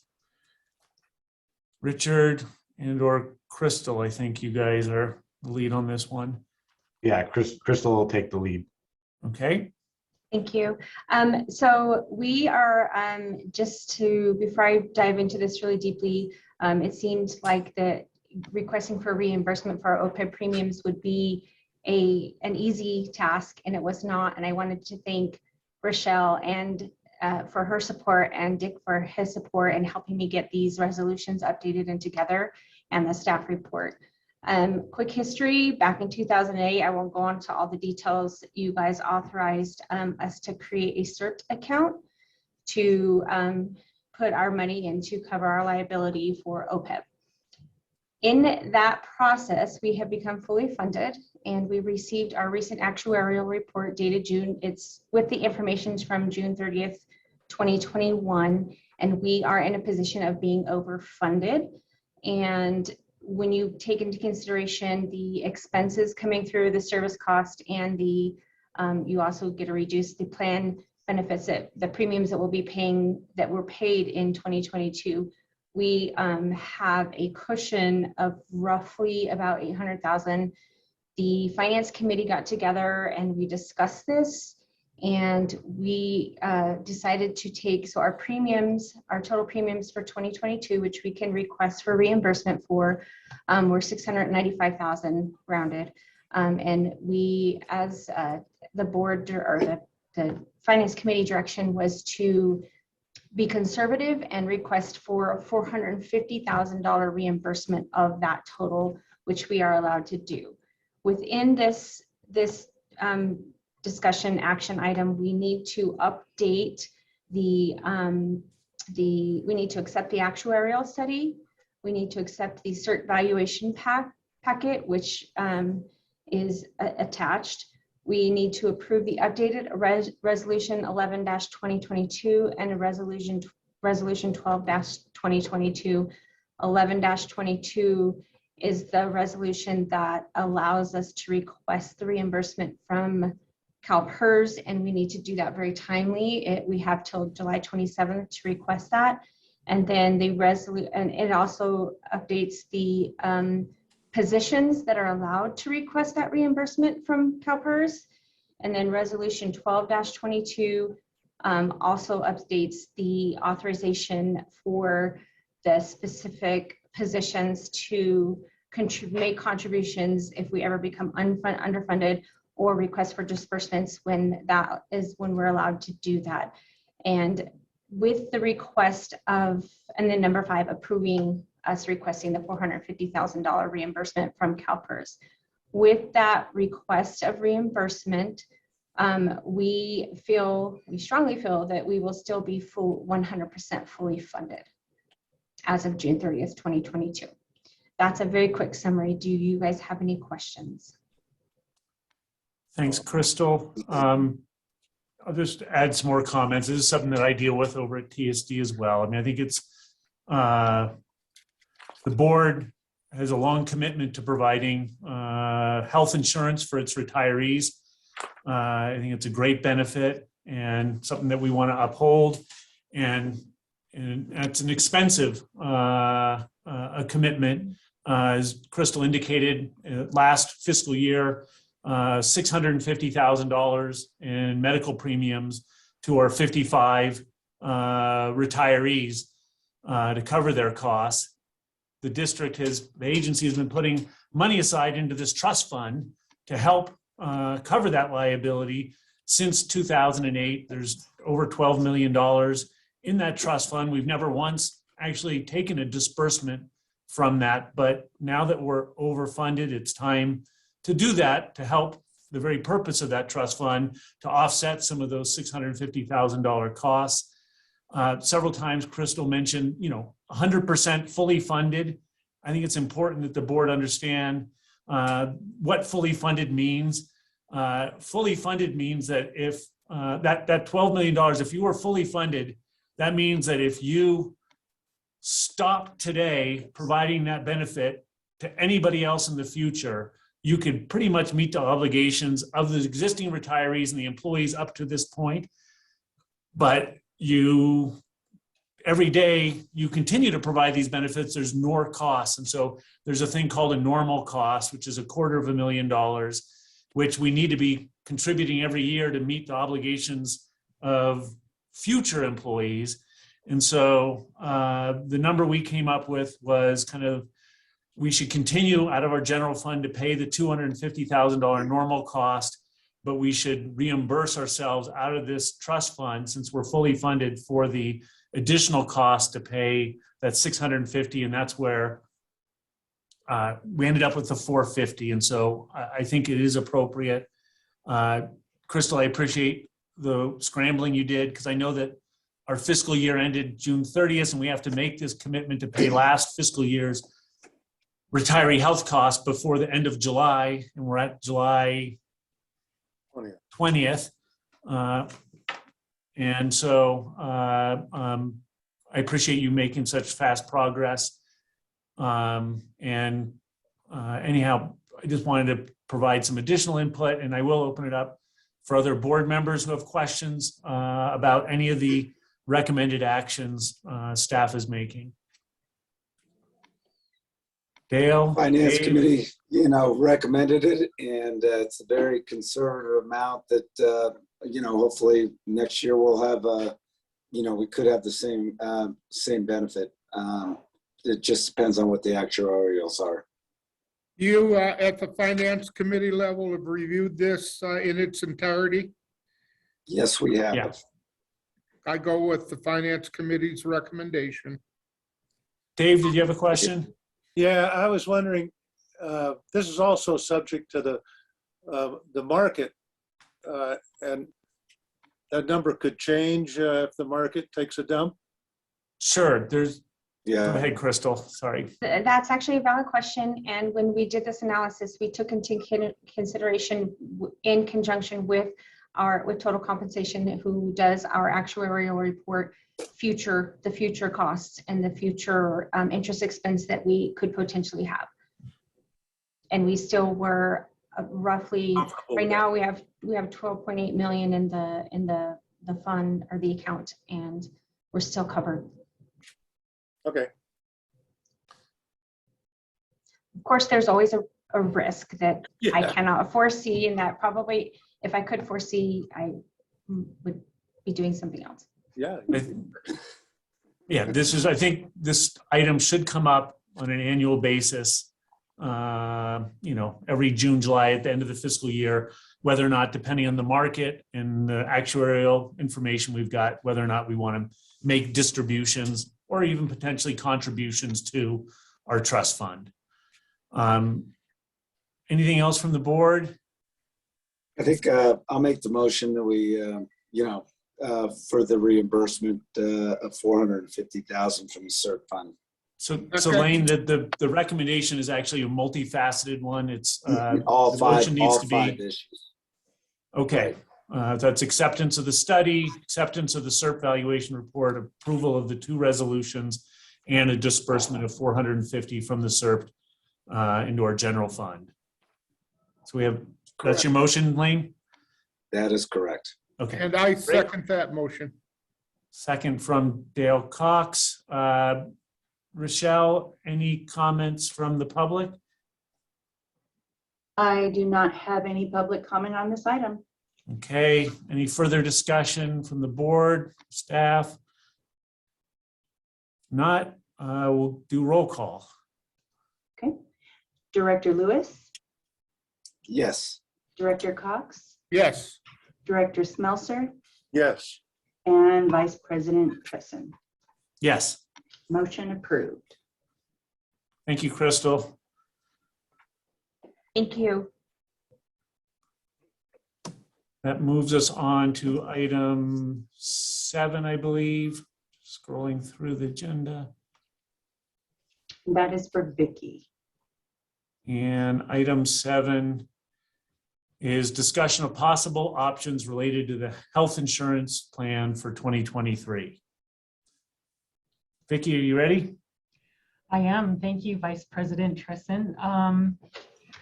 So this item was requested by the board to be heard, but essentially annually, CalPERS announces new plan design and new plan rates. And in our area here in Truckee, there are only a few options that CalPERS offers us.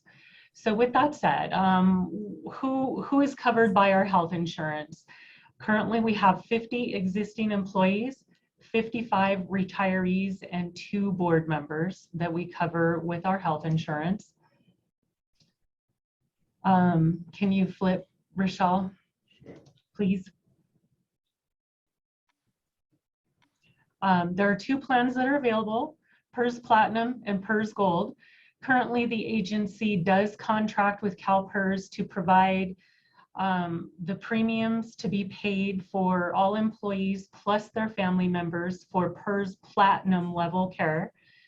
The agency, however, also offers options to employees and employees only to be able to opt into the PERS Gold plan and do a cost sharing plan with the agency for the PERS Gold plan. Can you flip, please? Try not to do more than one at a time. Sorry. Thank you. So currently the premium cost by category, and this is an annual cost per employee. So you can see the cost here for the Platinum plan, and the Platinum plan is in state. So for California residents, Platinum plan out of state, and the Gold plan. And we can see basically what those costs are on an annual basis for one employee. And again, if you would flip, Rochelle, please. And then we have the premium costs by coverage group. I prepared a spreadsheet and took the final numbers off of that. But for Platinum, if all employees were enrolled in the Platinum plan for 2023, we would be looking at a $1.4 million cost, annual cost. Retirees at $758,000 and the board members at $57,000 for a total of $2.2 million annually if all employees were enrolled in Platinum. If all employees were enrolled in the Gold plan with the cost sharing that I mentioned, and again, the cost sharing is only available for employees. It's not available to retirees or the board members. But if we were all enrolled in Gold with the cost sharing, for the employees, the cost would be $1.3 million. For retirees, $758,000. For the board members, $57,000, and a total of $2.1 million. And if all employees were enrolled in the Gold plan with no cost sharing,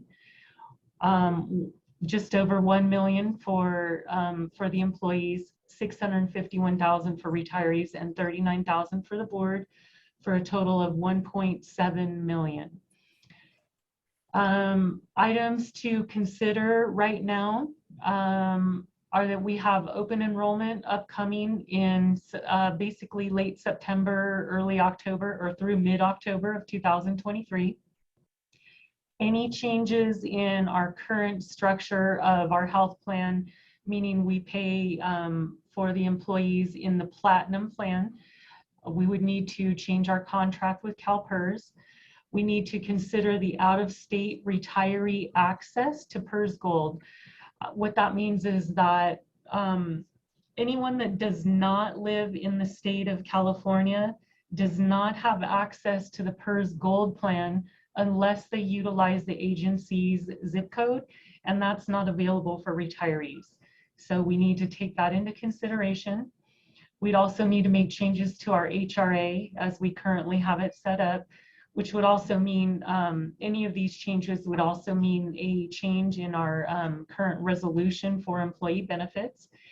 And we would also need to consider any changes to our health plan as it would impact the total compensation study that we had performed back in 2019 and employee salaries based upon that study. So are there any questions from any of the board members at this time? So Vicki prefaced this by saying this, was at the direction of the board. It was strongly brought up I asked her to put this together. You could see in the, projected annual premiums, over $2 million to provide our health insurance to both our employees, our retirees, and our board members. It's a significant amount of our budget. It's our responsibility as board members to be prudent managers of district funds. I seriously honor our responsibility to provide our employees with a good health insurance plan and our retirees. In bringing this concept up of, an option to look at a potential move from Platinum to Gold, I'm only interested in the board's consideration of that and getting staff's input. But I want to make it clear to staff that and this is a move that similar to what TSD did several years ago, and when they moved from the care choice plan, that in no scenario do I see employees ever having to contribute a portion of their own money towards their premiums. And I think there's ways for us to self-insure, to basically provide the benefits that Platinum provides employees by subscribing to Gold and then self-insuring for those differences in coinsurance and any changes in deductible at a much more reasonable rate than the premiums CalPERS is charging for the Platinum.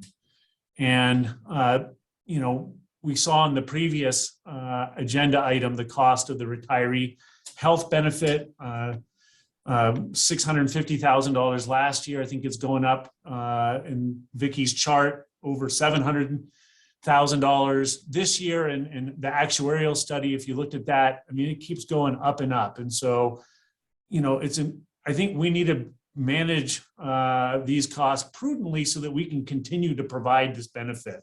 And I think that there's a way for the agency to, and we should explore at the board's direction. This isn't agendized for action, just I think for input and direction. If the other board members are interested, to have staff continue to explore options for a potential shift from Platinum to Gold with other changes, possibly in HRAs and reimbursements that would offset, that we would self-insure to offset potential costs, so that staff continue to get a Platinum level service, but the agency can save on the order of hundreds of thousands of dollars. And the timing of it is important. Vicky's first bullet and the last one has to do with the open enrollment. If we're going to change from Platinum to Gold, you can't just do it anytime, because the employees will have to elect during CalPERS open enrollment period to shift from one health plan to another.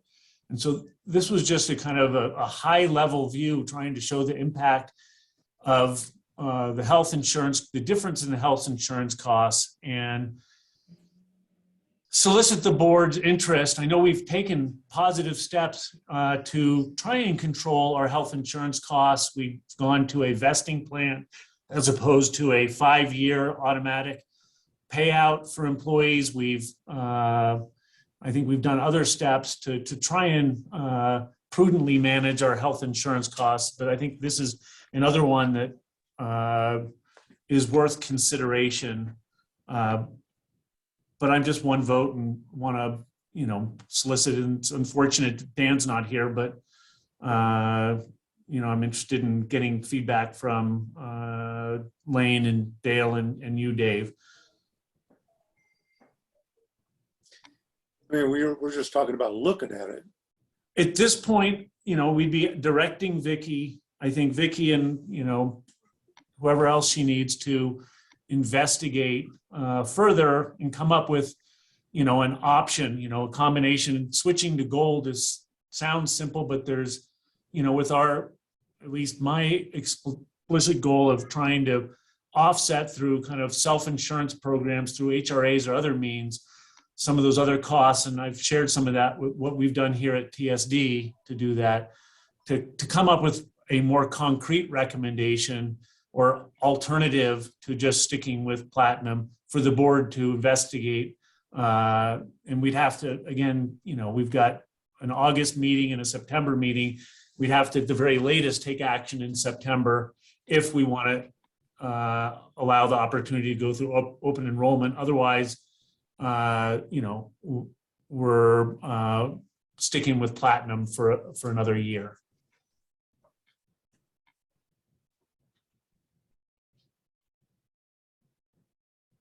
Well, let's take at it and see where we are with this.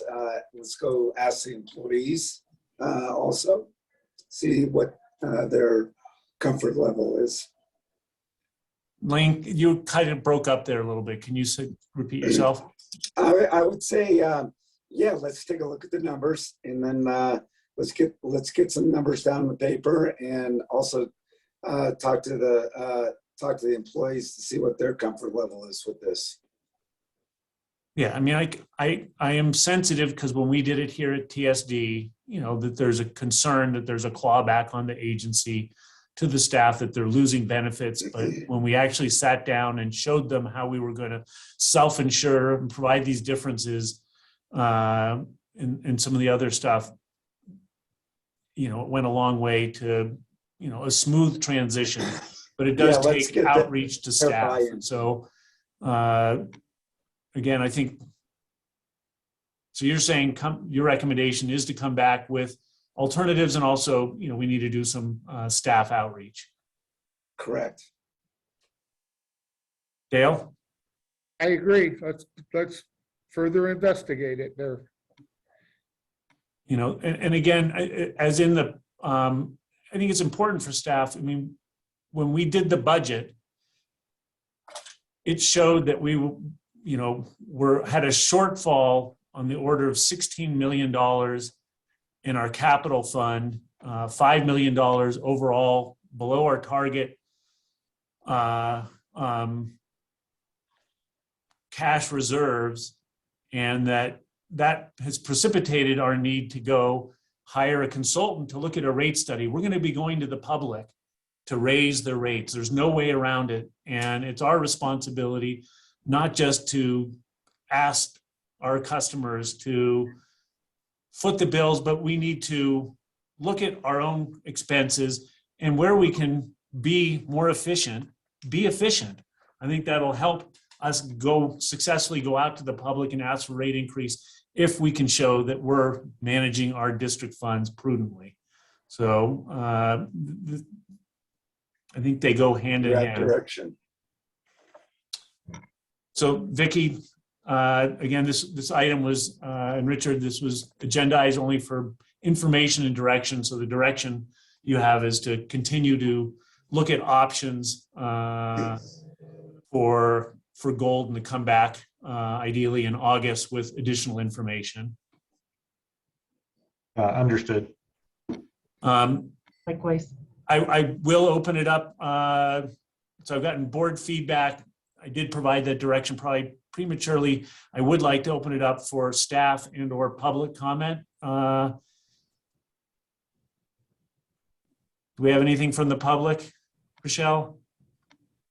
I have no public comment on Okay. this item.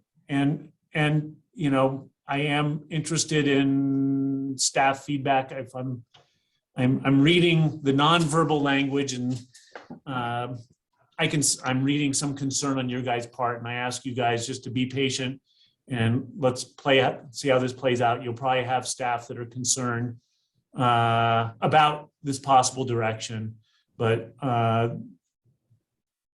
can assure you that the board is trying to act in a way that continues to protect staff, but also has the ability to save the district some funds so that we can continue to provide the great benefits we have now into the future as well. All right, if no comments at this point, we'll move on to the next agenda item, Thank you. which is, And actually, Blake, I have a correction to this item. It is listed as the 2021 digital scanning, and it is actually the 2022 digital scanning project that we'll be approving today. And Okay. all the attachments do reflect that information. very good. So item 7-8, approval to award the 2022 digital scanning of sewer lines project. Richard or Jay? Yeah, Jay's going to take the lead on this one. Morning, Vice President Tristan, other directors. So yeah, as you know, we went out to bid on the digital scanning project. We received 2 bids on June 16. One was ProPipe for $2 per linear foot. And the second was IRC West for $4.75 per foot.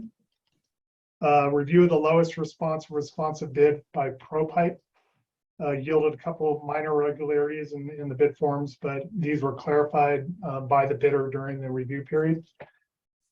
So with the footage involved in this job, the total estimated project cost is 74,200, which is significantly less than what we were predicting, which was almost 200,000.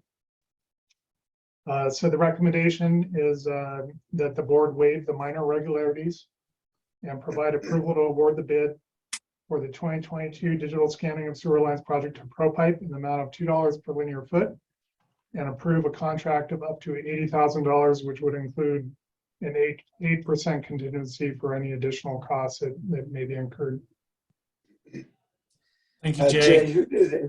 who did the last digital scanning? I'm sorry, what was the question? Who was the last contractor doing the digital scanning? It was Plant and Pipe Solutions. Okay. They were, yeah. And ProPipe had won the bids prior to that. Okay. Yeah, Okay, so you've dealt with them before, so yes. let's. I'll make a recommendation that we go with ProPipe as a responsible bidder. Thanks, Lane. Do I have a second? Second, Second from Director Cox. Any public comments on this item? No public comment. No public comments. We'll move on to roll call. Okay. Director Cox? yes. Oh, we lost Director Lewis. Okay, Director Cox, Director Smelser, Yes. and Director Tresson.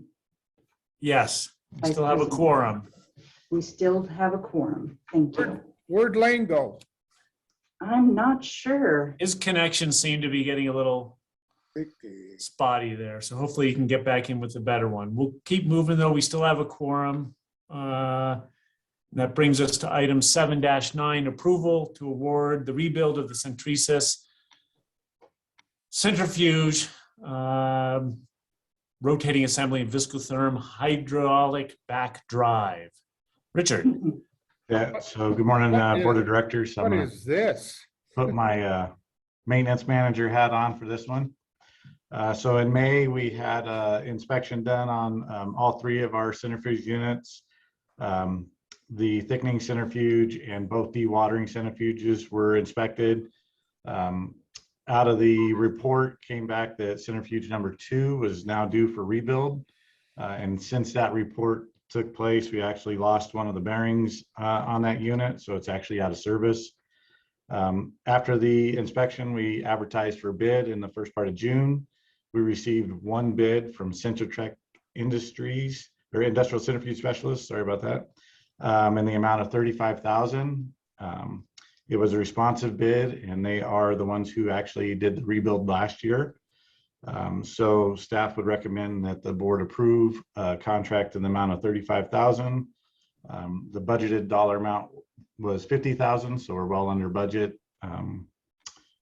And in fact, they came in a couple $1,000s lower this year than they did last year. So with that, I would recommend approval for us to proceed with the contract for rebuild. Thank you, Richard. Any discussion or a motion from the board? I'll make the motion to approve rebuild of Centris for the work on the hydraulic back drive. Motion from Director Lewis, Second. second from Director Smelser. And any additional board comments? We have none. Any public comments? There's no public comment for this item. No public comments. We'll take roll call. Director Lewis, Yes. Director Cox, Yes. Director Smelser, Yes. and Vice President Tresson. Yes. Thank you, Richard. Motion approved. Item 7-10, discussion of in-person board of directors meetings. I believe that's whether or not we want to meet in August via video conference consistent with AB 361 or have an in-person meeting. I'd move- You know, go- I'm up for an in-person meeting. Dale, concerns? You good with an in-person? You gonna be around? I'm going to be around for the next few months. However, you know, this resurgence of COVID within the agency has some concerns. And I'd like to continue on with our virtual meetings so that we can keep COVID in check. I agree. That's okay. I'll go along with it. It's fine. Okay, these seem to work Yeah. well. I miss coming down there, but I've no more close friends, associates who've gotten COVID in the last month or two than the previous 2 years. So I have to agree. So Richard, direction would be to hold next month's meeting via Zoom, consistent with AB 361. Understood. I don't know that that took a actual motion action. We'll move forward with We that have not. direction. Yeah, we've never And- done an action in the past. Great. So we're on to the department reports. We'll start with Mike Peak in operations. Good morning, Vice President Treason and the Board of Directors. The Operations Department report for the month of June. All plant waste discharge requirements were met for the month. The plant performed well through the month. We continue to add sodium hydroxide to the effluent to maintain a neutral pH. The Water Information Management Solutions, WIMS, implementation is ongoing. We're getting ready to, we've downloaded the hardware and we're implementing data now. We participated with the lab engineering department in the Truckee Day cleanup and the annual barbecue. And we had a presentation down at the barbecue. We cleaned and acid washed the centrifuge feed tank, centrate tank, and the filter press. You can see, I'll show you some photos there in a minute. Work orders 0 completed this month and 1 pending. Laboratory. Staff performed necessary laboratory testing for the month. The Laboratory Information Management System, LIMS, implementation is ongoing. Live testing has commenced, so they are starting to work in the live environment. The expected completion date is the end of July of this year. Staff continue preparation of the Laboratory Quality Manual and other documentation in accordance with the NELAC Institute TNI standards. We're approximately 18% or 80% complete, sorry. The agency expects TNI completion by the end of the calendar year. So on another note, I just wanted to commend the staff who dealt with the situation earlier this month when we had the intruder come into the plant and the subsequent fire that was very nearby the plant.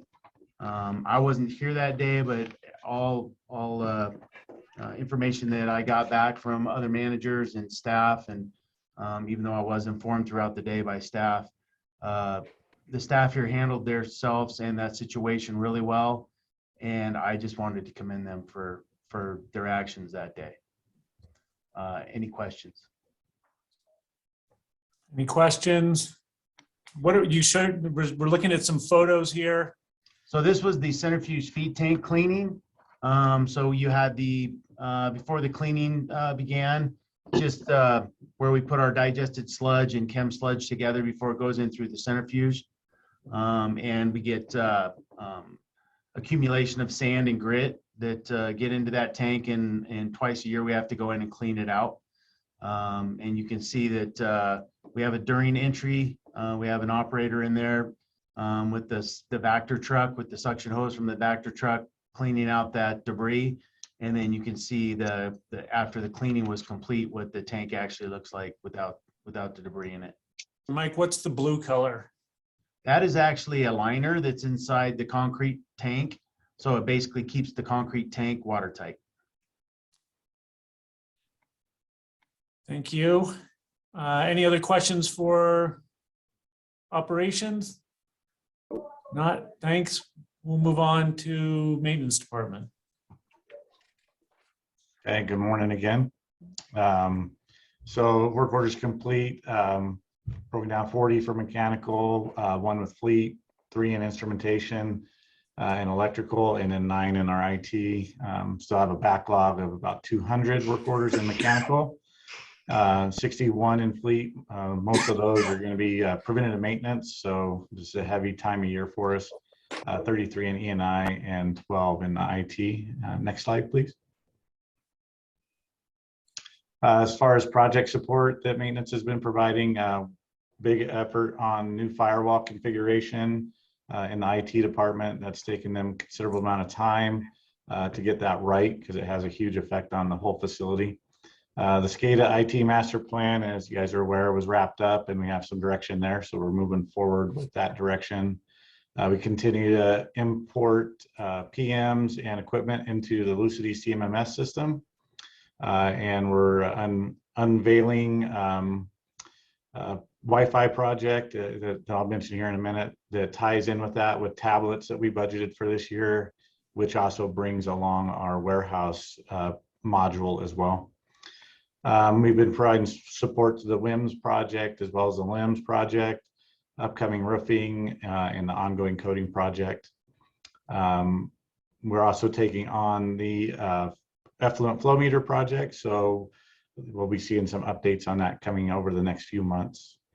Continuous surplus auction, everything less 1 cart has been removed from the facility, and we're looking at some other items to throw up for auction now. Scrap recycling continues, it's about 90% complete. LED lighting project continues, including the control room and the AWT control room and the CNCT lab, which are part of an upgrade project coming. Main entrance gate, we now have a pedestrian gate with a keypad for security reasons there. It's been a month of two water leaks. So you can see some of the pictures, and we've been doing some additional safety guardrails on the roof. Flowdar flow meter has been installed with some modifications to get rid of some interference from some drain lines that come in. And then, as I mentioned, Wi-Fi upgrade. We're working on Wi-Fi throughout the plant for both our plant system, as well as rolling out a public Wi-Fi for the employees in certain areas. So there's some photos of the efforts taking place for the 2 water leaks throughout the facility. Next slide. And Richard, what is 2 water? That'd be our recycled water that's used throughout the facility for seal, wash down, sprayers, etc. So again, yeah. Again, more, like I said, two water leaks have been the name of the game in the last couple of months with all the excavations. Been a great time of year to knock those out. And then the final photo is a picture of the Flowdar, which is the influent flow meter installation. You can see there it is in the channel and providing readable data. So any questions for maintenance? Thank you, Richard. Jay? You're on mute.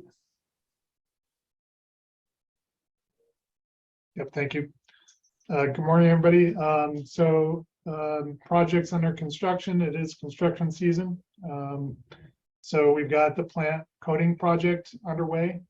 Roof repair, the contractor is mobilizing to start next week is what's scheduled. We got the control room upgrades project, which is upcoming. We're doing project planning and submittals on that one. Same with the scrubber improvements project. In bid phase, as you know, was the digital scanning. Next slide, please. And then projects in development, wrapping up on the digestion improvement study. We should be seeing a draft study soon. And the filter influent condition assessment project, which is an internal project, will be occurring as soon as we get the equipment in. So any questions? Oh, sorry, photographs. So yeah, just a couple photographs from our paint project or coating project. These are images from one of our stripper basins. we did the other stripper basin last year, and so now we're doing this one. Thanks, Jay. Welcome. I think that takes us to admin and finance and Crystal. Thank you and good morning, afternoon again. So as everybody knows, we completed the fiscal year 2021 audit and it was accepted by the board and we were issued an unqualified opinion. Participated in the finance committee meeting in June. We also completed the fiscal year 2022 budget, which was accepted by the board. We are starting our year-end procedures and processes for our fiscal year 2021-2022 audit, which will be the week of August 15th. And 2 of our team members and on our finance team attended the Government Finance Officers Association annual conference on first-time scholarships. Next slide, Michelle, please. In the billing department, we had 2 commercial inspections, 28 residential connection fee permits, 5 residential square footage additions permits, and 2 ADU permits. And we had new residential sewer service charges, 1 in TC PUD, 1 in Olympic Valley, 1 in 13 in TSD. Additionally, Celeste prepared the FY23 tax roll billing, and she started preparation of the FY22 delinquent tax roll billing. Next slide, Michelle, please. I have added the purchasing department because we do now have a purchasing department. She did administrative support for the fiscal year 21 audit and the fiscal year 23 budget. She is doing a massive amount of research and digging for invoices on our microfiche machine and is working on a project of getting items converted from our microfiche machine to electronic files. And then she has also worked very diligently in cleaning up and organizing the uniform staging area and fine-tuning that process. Next slide. I am continuing conversations for investment and funding with various the same agencies that I have been talking to and getting to know for the past year. And we submitted the fiscal year 23 budget. It's a duplicate from above to the board of directors. And then update on the sewer service charge and connection fee rate studies. We all requested documentation was submitted to HDR several weeks ago for both the sewer service and the connection fee rate studies from the finance team and from the operations team. Thank you, Michael. Significant process has been made by HDR on the sewer service rate study and they are making progress on the connection fee rate study, but it's a little slower pace because we prioritize the sewer service rate study. We will be having an official kickoff meeting with HDR and the board members from the finance committee and those involved in the rate study from my team, and which would be Celeste and then also Richard on July 27th. Do you guys have any questions? Questions? Thank you. And I'm just trying to remember whether we open up to the public for comments after staff reports or do we wait through the GM report? Why don't we, Rochelle, you're on mute. Sorry about that. We usually wait till after the GM. Okay. All right. We'll go ahead and Richard, fill us in on. Okay. So I think most of the manager's report covered a lot of these items. I'll touch base on a few of them. Employee handbook, as Vicki mentioned, we anticipate having that ready to bring to the board in August. We continue to work on the agency website and updating that. So more to come on that one as we develop that. Next slide, please.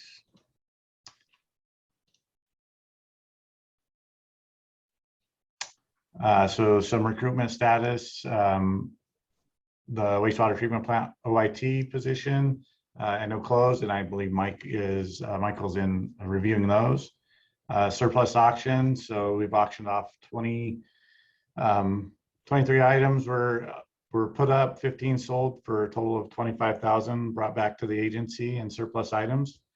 And we'll have a few more, probably not quite this dollar amount because most of the items now are smaller type items. Next slide, please. Couple other items I wanted to touch base on before I hit this one was just to give an update on the land swap with the airport. I did speak with the general manager there. It is still on the FAA's court. They're reviewing it. They had kicked it back for a few minor items that the airport needed to modify with their legal department and then sent it back. No ETA as of yet, when we'll hear back from the FAA. Other item that's probably of interest was the forest fire that was mentioned and the intruder.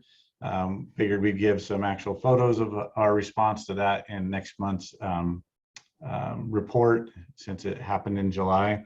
But as Michael said, it was the staff did an excellent job of coming together with the evacuation and the first responders response to set up defensible fire lines if they were needed, and went down critical infrastructure. Worked with the fire department, Truckee PD, California Highway Patrol. Went, with all things considered, it went very well. We did do a lessons learned meeting to bring back items that we could have done better, and we'll be working to implement those for the future, developing some specific SOPs for items such as forest fire, earthquake, etc. So, and then lastly, the photos of we did our end of the year potato bar potluck. It had a really good turnout with staff, and it was really nice to see all the staff that came out and participated. And we'll be doing more of those in the future. Any questions from a general manager standpoint? Anything from the directors? Rochelle, anything from the public? There is no public comment. Oh, I take it back. We have Pippin Mater. And just a second, let me get you set up here. And go ahead, Pippin. Great, thanks guys. So I did want to talk some about this fire. So this was kind of a big deal. It turns out that everybody in Truckee is pretty concerned about fire. And there was a fair amount of concern about, I guess, that the TTSA's role within that fire. As a safety concern, right, staff should be trained in handling these trespassing and possible terrorist incidents. And I hope that's part of the lessons learned. It is worth pointing out that they had not been trained, and there was an error in their response. I think that that this could have resulted in this catastrophic fire, which would have been a huge risk to the whole town. I'm sure that Blake was thinking about that because he was evacuated. All of Truckee E112 was evacuated, and I happen to live in E111, so it made me think about that quite a bit. And I want to make sure that, that it's, you guys think about how it hits pretty close to home. I think that a proper response would have been to stay with the subject until the police arrive, right? Ushering the subject out of the plant sort of, and letting them, releasing them to the wild resulted in a pretty massive problem.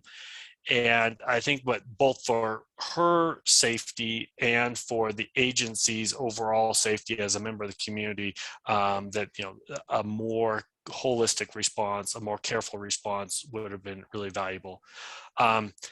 This person was allowed to come into the plant and assaulted employees and took control of control panel and punched buttons. And, there's a lot of concerns about chlorine gas and the chlorine gas associated with the disinfectant within the plant. So I want that to be a concern and something to handle in the future. I also worry about the security camera system, right? I was worried about it when you guys approved it. I'm still worried about that it represents a tool used to micromanage employees and not really used for security, and that clearly it didn't work in this case. My understanding is that the regular operators didn't have access to the security cameras, only management had access, so they couldn't see what was going on until a manager showed up and could log in. I think that's been rectified, but it's a pretty big concern. And then finally, as a result of this, TTSA employees were out there being firefighters, right? Manning hoses, being exposed to that risk. And I would hope that there'd be some training on that, and that then if a situation like this comes up again, that is handled in a more proactive way that prevents this escalation that results in a fire within the town of Truckee. Thanks.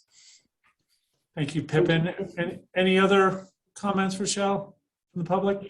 We have no other public comment.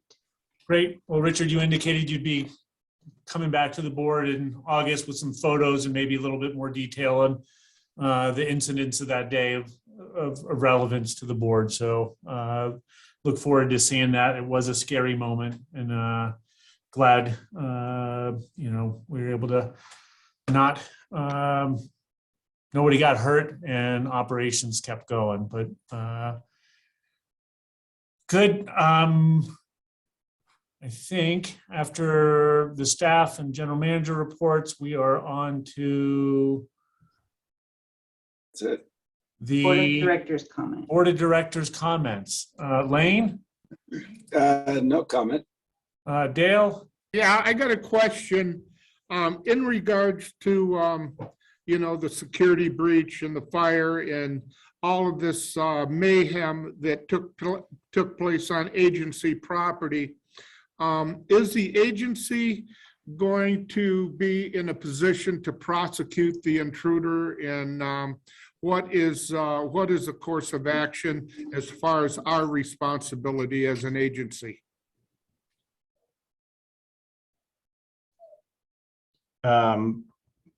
The employees that were involved with the intruder did not wish to file charges against the intruder. They would have been misdemeanor charges. So the agency is not currently, from that standpoint, we're not currently looking at seeking charges through the district attorney's office, but ultimately it's up to the district attorney to file charges based on the information they have and the police reports they have in hand. So I think there'll be more to develop as far as what ultimately they charge her with as it moves forward. Okay, so basically, the agency is not going to file any kind of charges against the intruder. It's going to be left up to the DA in Truckee. For the criminal charges, yes, that would be correct. Don't you think that it would be worthwhile for the agency to send a signal to the public that any kind of intrusion into agency property and vandalism would not be tolerated? It certainly would be a stance to take. I think there's some complexity with it that we'd want to follow up with Truckee PD on, as far as, we have a vast amount of open land that's not fenced or has signage. So I think we need to work with them and probably legal to develop a plan forward for setting that stage for future incidents like this.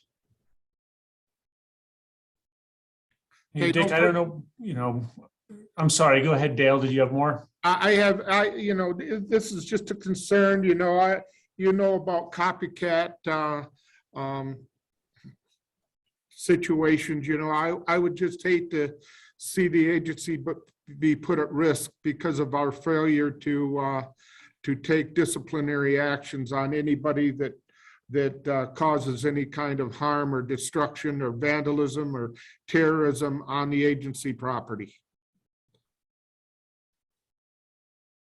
Nope. Well said, Dale. Richard, yeah, I would recommend that you maybe chat with Dick, and, I don't know whether any charges we bring would be, kind of flies on the ointment or whatever, just little bits compared to the charges she's facing for the fire, which I don't believe the agency would be, having to be the, lead on, but it'd be worthwhile looking into that because she clearly trespassed and based on what we heard, took some pretty aggressive steps. And so whether it makes sense to, add that to the list is worth looking into.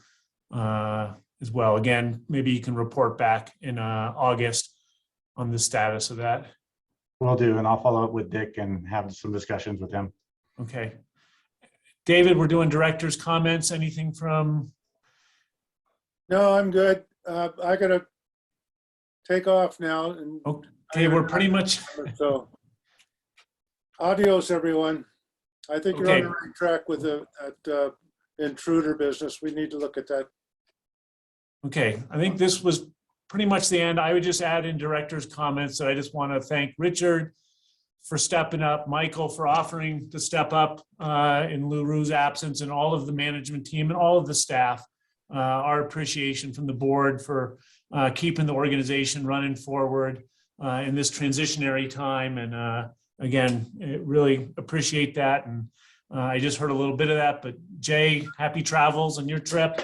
And we'll see you guys in a month. I think we already covered the closed session item. So at this point, it is, we will adjourn the meeting.